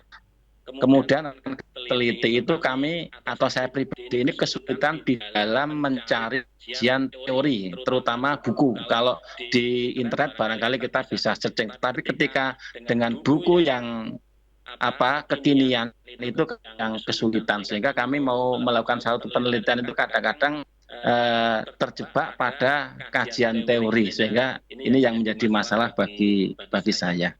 Ini mohon penjelasan, pencerahan dari Bapak terkait dengan kami di dalam melakukan penelitian, ada satu kesulitan di dalam mencari kajian teori. Kebetulan saya sendiri ini ASN saat ini kebetulan dengan mau ke ini permasalahan yang terbaru kesulitan. Kami kebetulan kepala sekolah Bapak. Oh ya Pak. Ya. Terima kasih Bapak. Pak Kahar bisa menangkap pertanyaannya? Bisa. Ya kan walaupun sekali ya. Silakan Bapak. Baik Pak Sukidi begini. Kalau penelitian yang akan dijadikan pelengkap sebagai prasyarat untuk kenaikan pangkat itu biasanya tidak dilihat dari teruji atau tidak terujinya hipotesis dari artikel yang penelitian yang kita bahas dalam artikel itu. Yang penting adalah kalau dia tidak teruji, ada alasan kita, ada diskusinya. Mengapa itu terjadi? Boleh jadi bukan teorinya mungkin masih berlaku, cuman mungkin ada penelitian-penelitian yang kita lakukan itu ada mestinya variabel yang kita kontrol, tapi tidak kita kontrol. Makanya kita diskusi, tulis di diskusi, bagian diskusi. Kemudian kita bahas bahwa pengalaman saya Pak, membimbing mahasiswa S1, S2, S3 itu sering saya jumpai, bahkan bagi kami, seperti saya katakan tadi, hipotesis yang tidak teruji itu bukan kiamat bagi mahasiswa. Biasa-biasa aja. Yang penting ada alasan kita, ada rasional yang kita bangun, atau ada teori yang mendukung bahwa memang hipotesis itu tidak teruji. Termasuk saya punya publikasi di Scopus yang kedua itu, kemarin saya katakan, penelitiannya saya itu ada 4 hipotesis, hanya 3 yang teruji, Pak. Ada 1 yang tidak teruji. Nah, saya carilah penelitian-penelitian yang relevan dengan itu. Memang sebetulnya kendala juga kalau kita berada di tempat yang kebetulan agak jauh dari tempat-tempat yang mudah diakses mengenai toko buku dan sebagainya. Caranya begini biasanya Pak, kalau kajian pustaka itu, kan kita hanya ngambil poin-poin pentingnya dari, misalnya ada 10 buku yang saya butuhkan tentang itu. Saya coba cari judul bukunya apa. Cara mencarinya itu biasanya kita rujuk tulisannya orang yang kita baca, artikelnya orang, kemudian ada buku yang dirujuk, itu baru kita lihat di daftar pustakanya. Oh, buku ini judulnya ini. Kita coba cari di buku elektronik dulu Pak. Karena sekarang itu banyak buku-buku elektronik sudah di internet gratis malah Pak. Ya memang kalau boleh saya katakan sebetulnya begini Pak, hanya kadang-kadang kita yang sibuk urusi, apalagi Bapak kepala sekolah ya, SMK, Bapak kepala sekolah ya mungkin sibuk ngurusi guru, ngurusi siswa, jadi tidak ada waktu untuk menulis penelitian. Bisa kita gunakan, mungkin ada teman guru yang mau ke kota misalnya, kita tadi sudah baca di internet itu, ada judul buku yang kita dapatkan dari artikelnya orang lain atau yang kita baca itu tadi di internet. Baru kita pesan lah, atau paling tidak juga kalau pengalaman saya Pak, itu kalau kita rajin-rajin buka di internet itu mengenai judul-judul buku itu, kita tulis misalnya judul buku tentang ini apa, atau buku tentang ini misalnya tentang tadi motivasi misalnya, buku tentang motivasi, tulis di situ di Google itu, baru keluar itu tulisan tentang buku-buku yang mengenai motivasi. Kita carilah buku yang terbitan terakhir. Nah, caranya setelah kita tahu buku judul bukunya ya tadi kalau kita punya akses ke kota bisa kita dapat di toko buku, tapi kalau tidak misalnya bisa kita rujuk penelitian orang yang kalau dengan sangat terpaksa misalnya berkaitan dengan itu, ada biasanya saya nggak tahu sih, kalau di saya dulu waktu di TB Pak ada dibolehkan itu, misalnya saya punya buku saya tulis, kemudian dirujuk oleh Bapak Sukidi, baru ada orang lain yang membaca bukunya Bapak Sukidi. Tetapi Bapak Sukidi kan merujuk ke buku tulisan saya. Misalnya dia katakan, Kahar dalam Sukidi mengatakan motivasi adalah ini dan seterusnya. Nah, kalau itu dibolehkan, tapi sebetulnya kalau di tempat saya di sini sih di Makassar ini, ya kadang-kadang kita bolehkan itu. Sebetulnya peneliti yang perguruan tinggi yang bagus itu Pak, mempersyaratkan tidak boleh A dalam B atau B dalam C dan seterusnya. Maksudnya harus dari rujukan buku pertama. Kalau di saya dulu di TB Pak, tahun 96 saya menulis itu, S2 di TB Pak, pembimbing larang itu Pak. Jadi kita harus cari, saya bayangkan dulu di zaman 96, 97 itu, harus cari buku ke LIPI. LIPI itu ada di Jalan Cis itu, Bandung. Kalau ada di sana, kita dulu carinya di perpustakaan ITB. Kalau ITB merujuk ada di LIPI. Kita ke LIPI, tidak ada bukunya di sana, adanya di ITS misalnya. Saya yakinkan ada di ITS, maka saya pergi ke ITS Pak. Sampai di ITS itu buku habis itu, waduh celaka. Saya harus Udahnya ke ITS, di mana lagi ada buku yang semacam ini? Wadahnya di anu Pak, di UI Depok. Ya udah saya ke Depok lagi. Oh sampai di UI Depok baru dapat ya, itulah. Tapi sekarang ini kan berselancar itu tidak perlu fisik yang jalan Pak. Saya kira banyak sekali kemudahan-kemudahan sekarang ini. Intinya adalah merujuk buku itu saya kira banyak lah. Kita tinggal masukkan di Google itu, baru dicari di Google, baru ya. Kalau kita bisa dapat buku elektroniknya akan lebih bagus, tapi kalau tidak, saya kira cara-cara yang bisa kita gunakan adalah tadi itu. Pertama, mungkin minta tolong ke teman, menyurati atau WA teman-teman di mana berada teman-teman kita. Yang kira-kira saya kira Pak Mukidi juga masih punya banyak teman-teman yang tugasnya di kota. Hello dulu, hai apa kabar, misalnya semuanya. Mana penelitiannya tentang ini, ada buku-buku saya butuhkan, ini ada bukunya nggak tentang itu? Terima kasih. Mengatakan tidak ada, ya udah. Saya kira gitu Pak. Baik, demikian Pak Sukidi. Siap. Terima kasih ya. Bapak Kahar, sekarang kita ke pertanyaan di chat dari Pak Rustan Rahman. Sangat menarik materinya Pak Kahar. Salam Ananda dari Sinjai. Maaf Pak bertanya. Tadi disampaikan bahwa setelah ada hasil maka dikonfrontir ke peneliti orang lain. Bagaimana misalnya bila belum ada penelitian sebelumnya yang relevan? Amang yang kita teliti harus ada referensi penelitian dari orang yang sudah meneliti sebelumnya. Ya, sebetulnya begini. Tertangkap pertanyaannya Pak? Iya. Paham. Jadi sebetulnya begini Nanda, saya kenal ini Sam ini. Begini, biasanya kita meneliti itu hanya ingin membuktikan teori yang ada orang-orang sebelum kita lakukan itu. Makanya saya kira peluang untuk betul-betul apa penelitian itu pertama yang kita lakukan, dan orang lain melakukan itu, saya kira juga pada dasarnya ya pengalaman saya meneliti itu pasti dasarnya yang berkaitan dengan itu. Mungkin tidak persis sama. Saya meneliti ada 3 variabel yang kita teliti, 3 atribut yang kita teliti.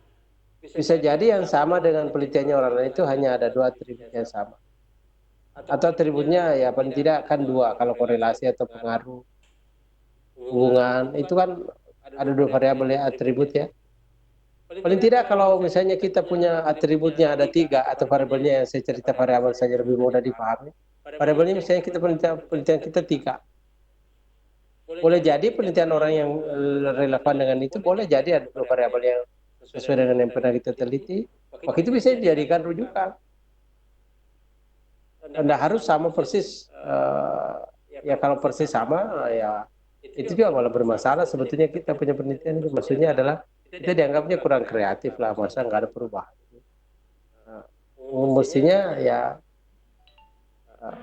kalau orang lain melakukan 3 persis sama dengan kita, ya justru kalau yang kita pertanyakan, benar iya orang sudah meneliti melakukan ini. Sebetulnya memang kita kan dalam agama pun juga dikatakan, misalnya sebagai kita dianjurkan berpuasalah atau bertakwalah sebagai orang-orang sebelum kamu. Jadi kan sebenarnya kita hanya mencontoh dari zaman ke zaman itu. Bukankah orang-orang sukses saat ini sebetulnya adalah dia melihat contoh sukses orang lain sebelum dia lahir atau sebelum dia sukses. Ada orang lain yang sukses duluan. Ya kan sebetulnya kita hanya meniru kesuksesan orang atau merevisi kesuksesan orang sedikit demi sedikit, baru kita buat gebrakan baru dan sebagainya. Makanya saya kira kalau saya pengalaman saya, mestinya penelitian yang kita teliti itu adalah yang sama dengan orang lain pernah lakukan. Kalau tidak persis sama ya lebih bagus. Atau kalau justru misalnya berbeda, ya justru itu kita harus teliti. Ya, sebetulnya meneliti tergantung dari sisi mana kita bisa lihatnya itu. Kalau justru orang lain melakukan ini, kita misalnya A berpengaruh terhadap B. Kalau kita melakukan penelitian bukan justru A terhadap B, tapi B terhadap A misalnya, itu justru menarik itu. Kita bisa konfrontir, ajukan di dalam penelitian kita, kemudian kita tanda petik diadu itu. Yang adunya bukan fisik ya, tapi rasional berpikirnya yang kita adu. yang kita bandingkan, baru kita tarik kesimpulan, oh ternyata begini mestinya. Jadi saya kira pengalaman saya adalah penelitian-penelitian yang kita lakukan dengan orang lain lakukan. Saya kira begitu Ibu Mi. Baik, sekarang ke pertanyaan berikutnya nih Pak Kahar, banyak banget pertanyaan di chat dan bertanya langsung. Sekarang saya mau ke Ibu Siti Jumilati. Izin bertanya Bapak, apakah ada ketentuan jumlah halaman dalam pembuatan artikel? Ya. Jumlah halaman Pak? Ya. Jumlah halaman itu biasanya begini. Kalau penelitian yang merupakan jurnal review itu biasanya kalau ada 2 halaman itu boleh. Tetapi pengalaman saya publikasi itu antara 6 sampai 8 isinya. 6 itu pastinya 1,15. Jadi antara, ya kan misalnya gini, judul sama abstrak saja udah 1/2 halaman, paling sedikit. Setelah itu ditambah introduction di bawahnya mungkin 1/2 halaman juga, jadi sudah 1 halaman. Literatur reviewnya ya 1 halaman, jadi 2. Jadi 3 halaman. Kemudian metodologi risetnya sama hasilnya ya paling 3 halaman. 3 tambah 3, 3 tambah 3, 6 halaman. Tambah referensinya, mungkin kalau semakin banyak referensi kita gunakan, itu semakin bagus, semakin bervariasi, semakin bagus. Ya, mungkin 1 halaman setengah juga atau bahkan 2 halaman. Jadi 2 tambah 6 udah 8. Intinya publikasi itu pengalaman saya antara 6 sampai 10. Kalau ada 11 itu biasanya terlalu panjang biasanya. Tetapi kalau mahasiswa, makanya kalau mahasiswa mau publikasi itu biasanya panjang-panjang, susah meringkasnya. Nah, kita sebagai dosen pembimbing atau guru senior yang mengarahkan mereka untuk ringkas itu. Antara 6 lah sampai 8 atau 10 lah. Kira-kira begitu Ibu Mi? Baik, berarti 6 sampai 10 ya Pak ya? Ya, 6 sampai 10. Baik, sekarang pertanyaan di chat satu lagi sebelum kita bertanya langsung. Ini dari Bapak atau Ibu Mas Laini. Bapak izin bertanya, Assalamualaikum. Apakah yang digunakan guru dalam melaksanakan PTK harus divalidasi? Harus siapa yang berkompeten untuk memvalidasi instrumen PTK guru tersebut? Ya, instrumen itu idealnya divalidasi. Kenapa? Karena validasi itu sebetulnya paling tidak ada 3 macam namanya instrumen ya. Ada namanya content validity, validitas konten isi ya. Yang memeriksa itu harusnya ahli. Makanya harus ada ahli. Siapa yang ahli? Kalau misalnya kita di daerah, ya mungkin bisa kita lihat kesenioran seseorang misalnya. Iya, banyak penelitiannya, sukses dia sampai golongan 4C misalnya, atau 4D, 4E. Nah, kita boleh tanya-tanya mereka. Kalau dia bisa, kita ajukan ke sana. Konten itu harusnya ahli yang lihat, pakar, writer atau apa namanya. Yang kedua namanya konten, validitas konstruk namanya. Dan yang terakhir ada namanya kriterian validity, validitas kriteria namanya. Atau kalau kita mengatakan kriteria itu diperoleh melalui uji lapangan. Tetapi kalau penelitian tindakan kelas itu kan namanya penelitian yang relatif tidak perlu digeneralisasi memang. Karena tidak untuk digeneralisasi, maka kalau penelitian itu PTK biasanya kontennya saja yang divalidasi. Validasinya tadi itu biasanya kalau di tempat Bapak Ibu ada alumni penelitian dan evaluasi pendidikan PEP, itu lebih bagus. Kalau tidak ada, mungkin kita cari dosen. Kalau ada dosen juga kita cari guru senior. Kalau tidak ada, terpaksa kita begini. Kita banyak baca buku mengenai kontennya. Konten itu maksudnya apakah butir yang kita buat itu relevan atau sesuai dengan indikator yang dijadikan rujukan. Nah, kalau itu misalnya mungkin bisa kita tanya teman-teman saja lah. Minta bantuannya teman-teman. Kalau misalnya mau divalidasi, ada dua paling tidak rumus yang bisa kita gunakan. Kalau kita tinggal di daerah agak susah mendapatkan pakar, kita mendapatkan pakar cukup dua, ada namanya rumusnya Gregory. Ada bukunya Gregory itu di halaman 121. Analisis Gregory namanya. Konten validity di sana. Kalau kita tidak bisa menggunakan itu, kalau kita punya kesempatan lebih banyak orang, ada namanya rumusnya Hoyt. Hoyt itu rumus statistik ya. Statistik itu intinya semakin banyak orang yang kita gunakan, yang kita jadikan sebagai rater, ahli, maka akan semakin bagus. Kalau susah kita cepat dapatkan cukup dua saja. Nah, yang lainnya mengenai kriteria dengan konstruk itu saya kira tidak usah, karena memang intinya kalau penelitian tindakan kelas itu bukan untuk di generalisasi.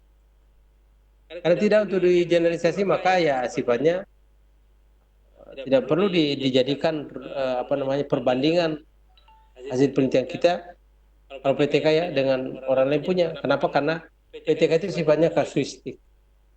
PTK itu ya boleh jadi di sekolah yang sama, kelasnya berbeda, boleh jadi masalahnya berbeda. Karakteristiknya anak berbeda, pendekatannya berbeda. Pendekatan yang kita lakukan untuk melakukan penelitian berbeda, makanya penelitian begini cocoknya dilakukan penelitian tindakan kelas namanya. Saya kira begitu Ibu Mi. Baik, terima kasih Bapak. Kita ke pertanyaan langsung. Sekarang saya mau ke Ibu Ade Ina. Silakan Ibu. Halo Ibu. Halo. Iya, silakan Bu. Pertanyaannya padat ya Bu, karena masih banyak yang bertanya. Silakan Bu. Ya.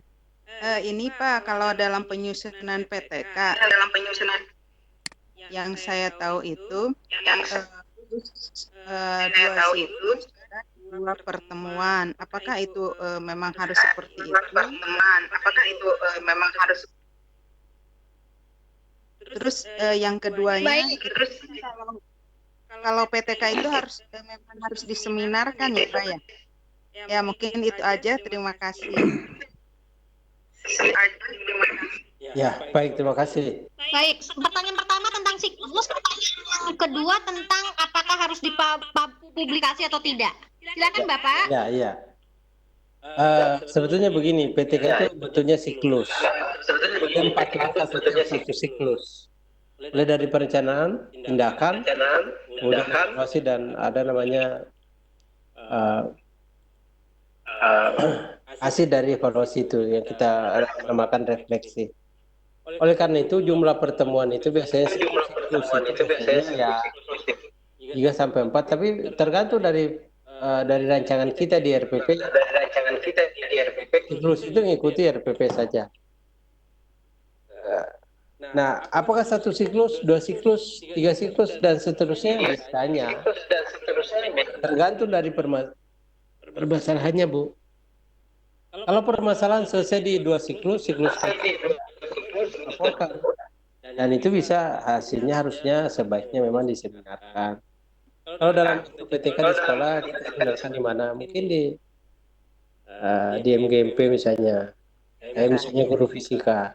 Saya ajak teman-teman, ini loh ada hasil penelitian saya.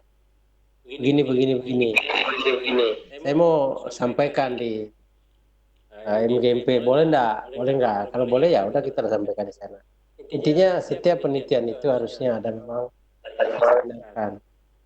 Sebagai bukti bahwa sudah diseminarkan itu harusnya biasanya ada daftar hadir berapa, di mana diseminarkan. Sebagai bukti bahwa ini ada pelaporan, ada orang lain menyaksikan. Nah, setelah itu baru kita buat laporannya. Entah Ibu mau publikasi di jurnal itu, buat artikelnya, kemudian publikasi di jurnal. Saya kira begitu Ibu Mi. Baik, terima kasih Ibu. Ya, sekarang saya ke pertanyaan berikutnya ke Bunda Ren. Yang udah angkat tangan, tangannya diturunkan dulu ya, biar nggak bingung ya. Halo? Tidak ada suaranya. Baik, saya pindah ke Bunda Rukiah. Silakan Bunda. Halo Bunda? Nggak ada suaranya juga. Saya pindah ke Nursang. Silakan. Halo? Halo? Halo Bunda? Halo. Halo Bunda? Ya. Mana Bunda? Halo, selamat. Malam, malam Ibu.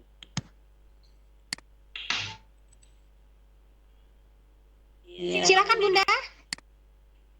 Dasem. Ya.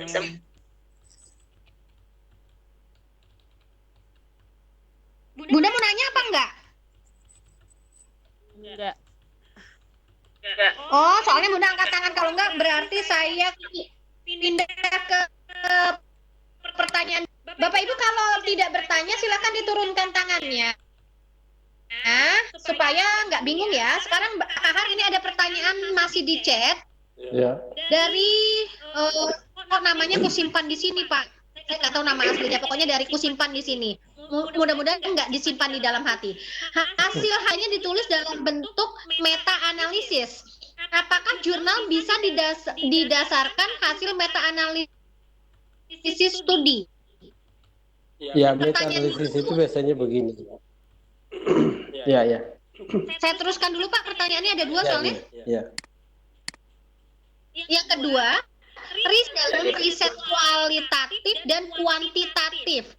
Dalam beberapa kasus studi etnografi melibatkan keduanya. Apakah ada kemungkinan mempertemukan metodologi riset yang berbeda ini dalam satu kajian penelitian? Mohon diberikan contoh. Ya. Saya jawab ya. Yang pertama mengenai meta analisis itu. Meta analisis itu sebetulnya digunakan untuk biasanya begini. Meta analisis itu digunakan untuk mengkaji beberapa tesis atau disertasi atau skripsi yang topiknya sama, tetapi misalnya mungkin bisa jadi berbeda. Itu dimungkinkan untuk dihasilkan sebuah penelitian yang namanya penelitian yang menggunakan meta analisis itu boleh dipublikasi kok. Yang kedua, penelitian etnografi itu biasanya kan pendekatannya kualitatif. Apakah kita menggunakan kuantitatif? Kalau paradigmanya Pak, kebetulan saya ini, ya saya tahu, saya kuliah tentang itu juga. Ini memang kadang-kadang banyak orang yang salah menafsirkan. Baru membaca buku, ada namanya buku judulnya Mixed Method, and apalah itu. Jadi ada metode yang dimix. Sebetulnya yang boleh dimix itu analisisnya Pak. Kalau paradigmanya nggak boleh. Itu namanya penelitian yang sebetulnya gimana ya membahasakannya. Terlalu ini kita sih sebetulnya, maksud saya gini. Kalau kualitatif ya kualitatif lah. Kalau kuantitatif. Tetapi kalau analisis seperti saya katakan tadi itu bisa digabung. Antara kuantitatif dengan kualitatif boleh digabung, di mix itu analisisnya. Tapi kalau paradigmanya nggak boleh. Karena penelitian itu paradigmanya harus jelas satu, dia kuantitatif atau kualitatif. Gitu Pak. Yang di mix itu adalah analisisnya. Tapi kalau paradigmanya, metodenya nggak boleh. Saya kira begitu Ibu Mi. Baik. Sekarang kita ke pertanyaan, sudah dijawab semua ya Pak. Berarti sekarang ke pertanyaan yang lain. Ini ada dari Musidah. Apakah pembuat oleh kepala sekolah harus PTK? Tidak lagi PTS, maaf, penelitian tindakan S-nya apa?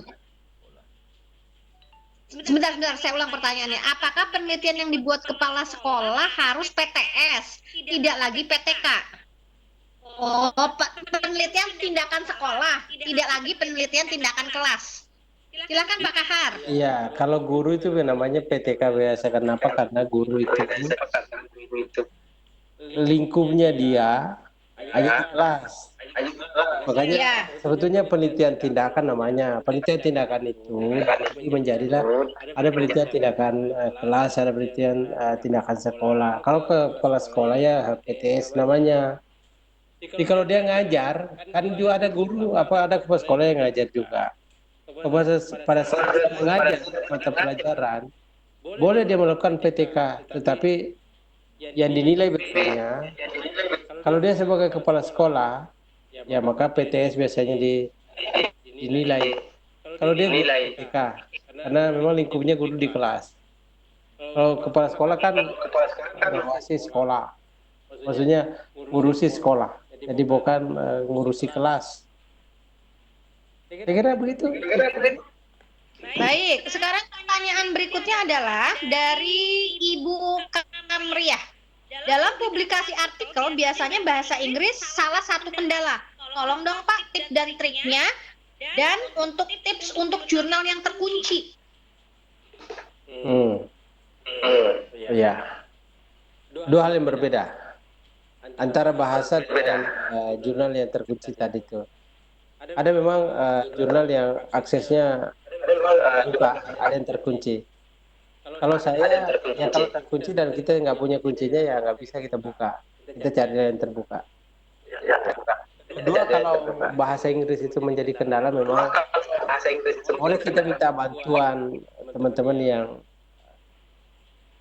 kemampuan publikasinya dalam berbahasa. Karena memang begini, bahasa publikasi itu beda dengan bahasa sehari-hari.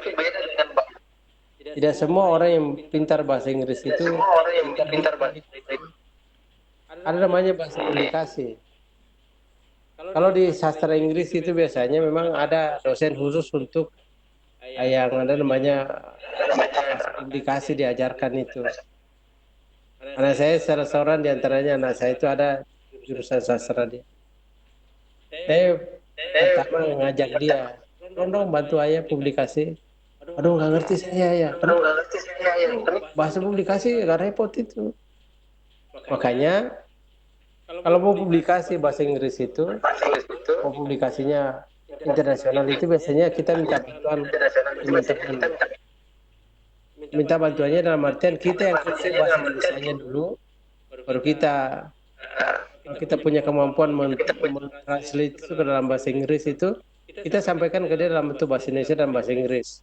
Tapi kalau tidak ya minta bantuannya. Biasanya ada yang bisa membantu itu dengan berbayar biasanya, ya apa boleh buat.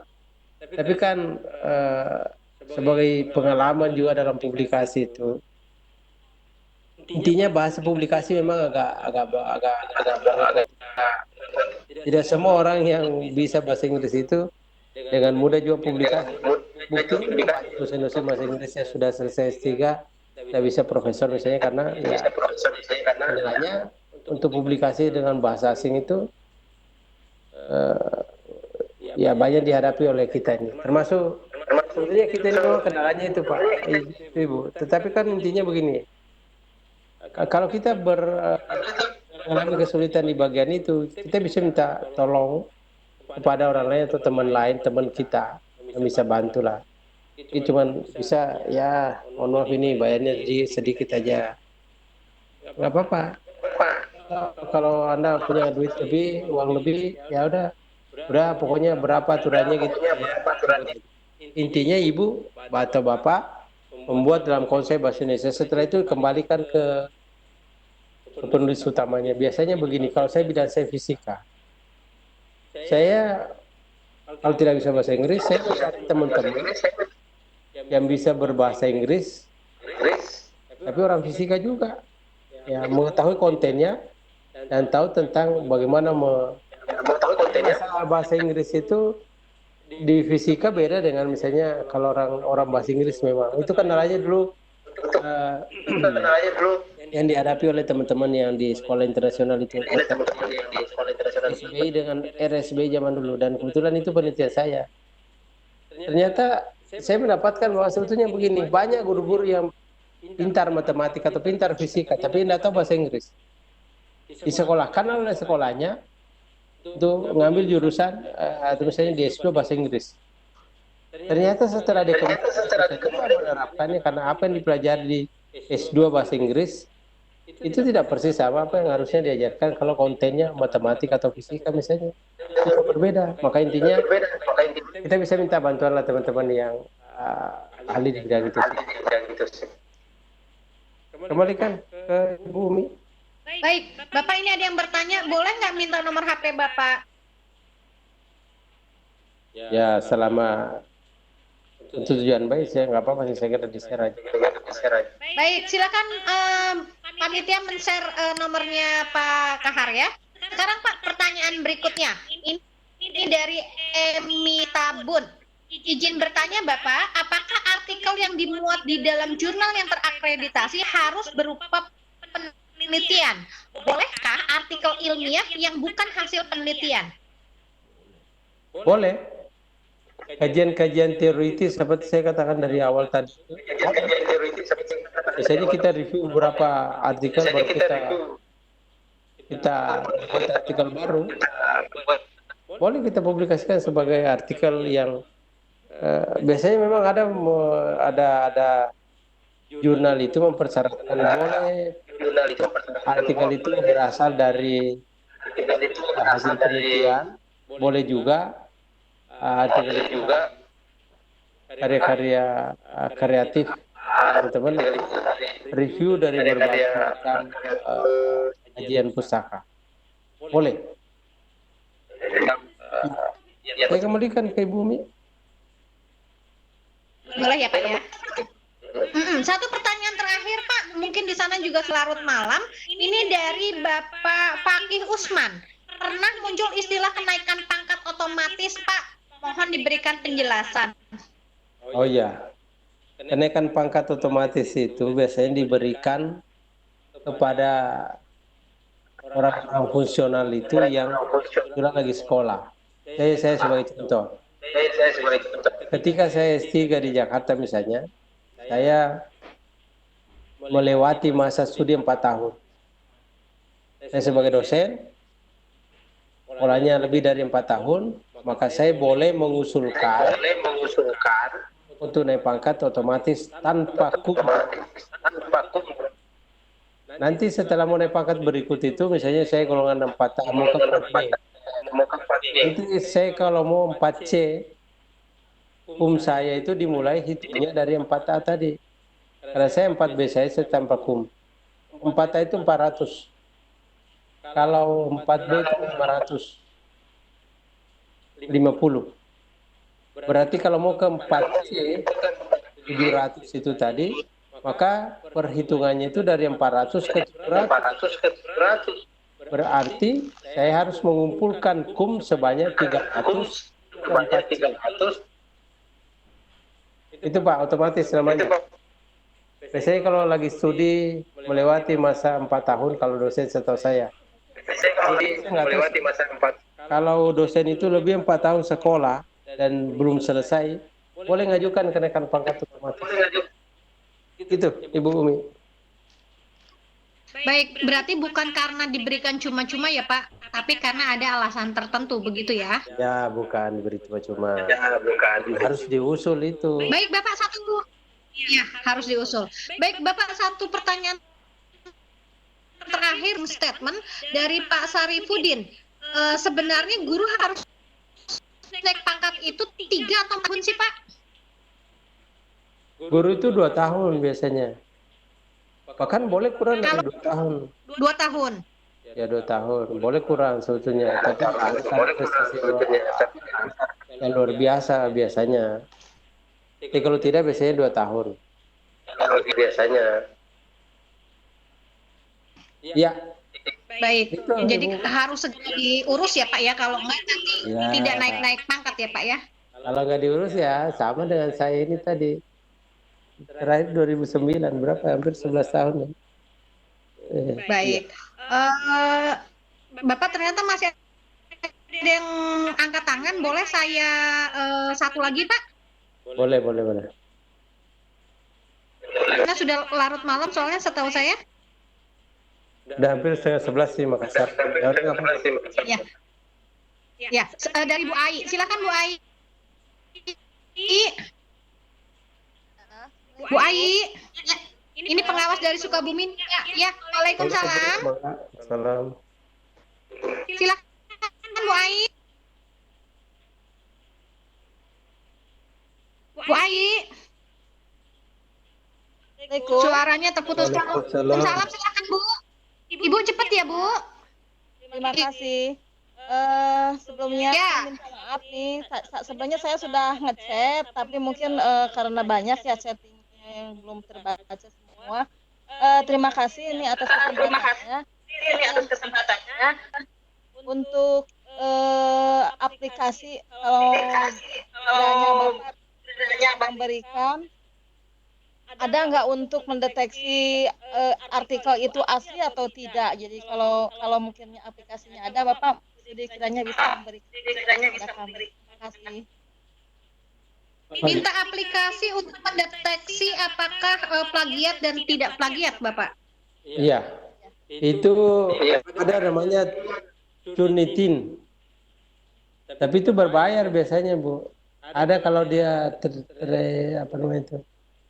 Ya, tidak berbayar, tapi umumnya ya saya kenal itu. Ada namanya kalau tulisannya Turnitin.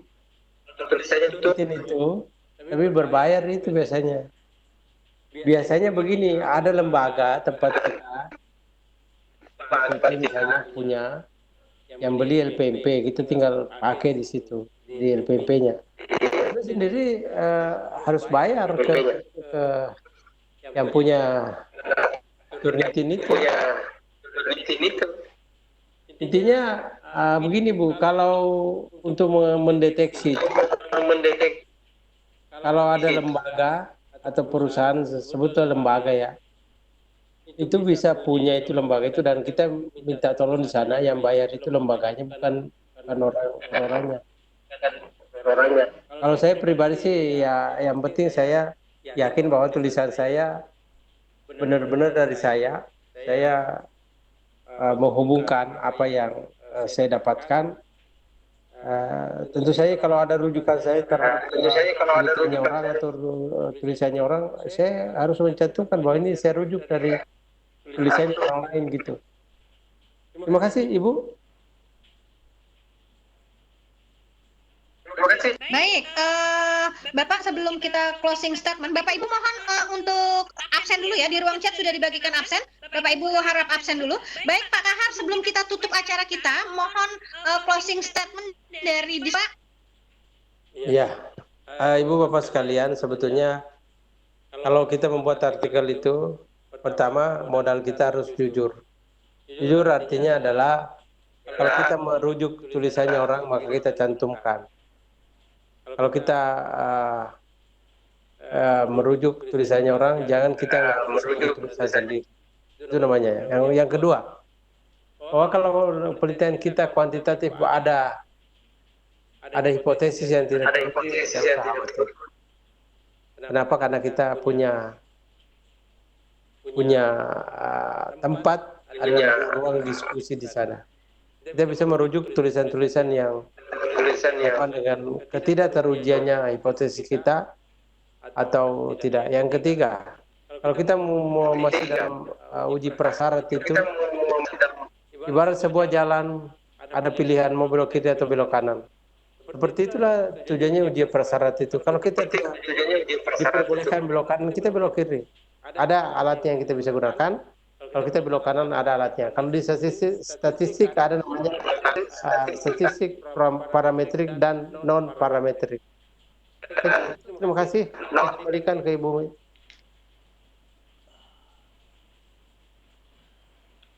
Baik, alhamdulillahirrabbilalamin, 133 peserta Bapak tadi hadir ikutan diskusi dengan tema artikel dan pangkat guru. Mudah-mudahan apa yang kita diskusikan membawa manfaat buat kita semua. Saya Umi Tira Lestari dari Kota Bogor mohon undur pamit dan mohon maaf jika dalam memandu acara ini banyak kesalahan. Terima kasih Pak Kahar Arafah atas materi kerennya, materi bagusnya. Kita ketemu lagi di episode mendatang.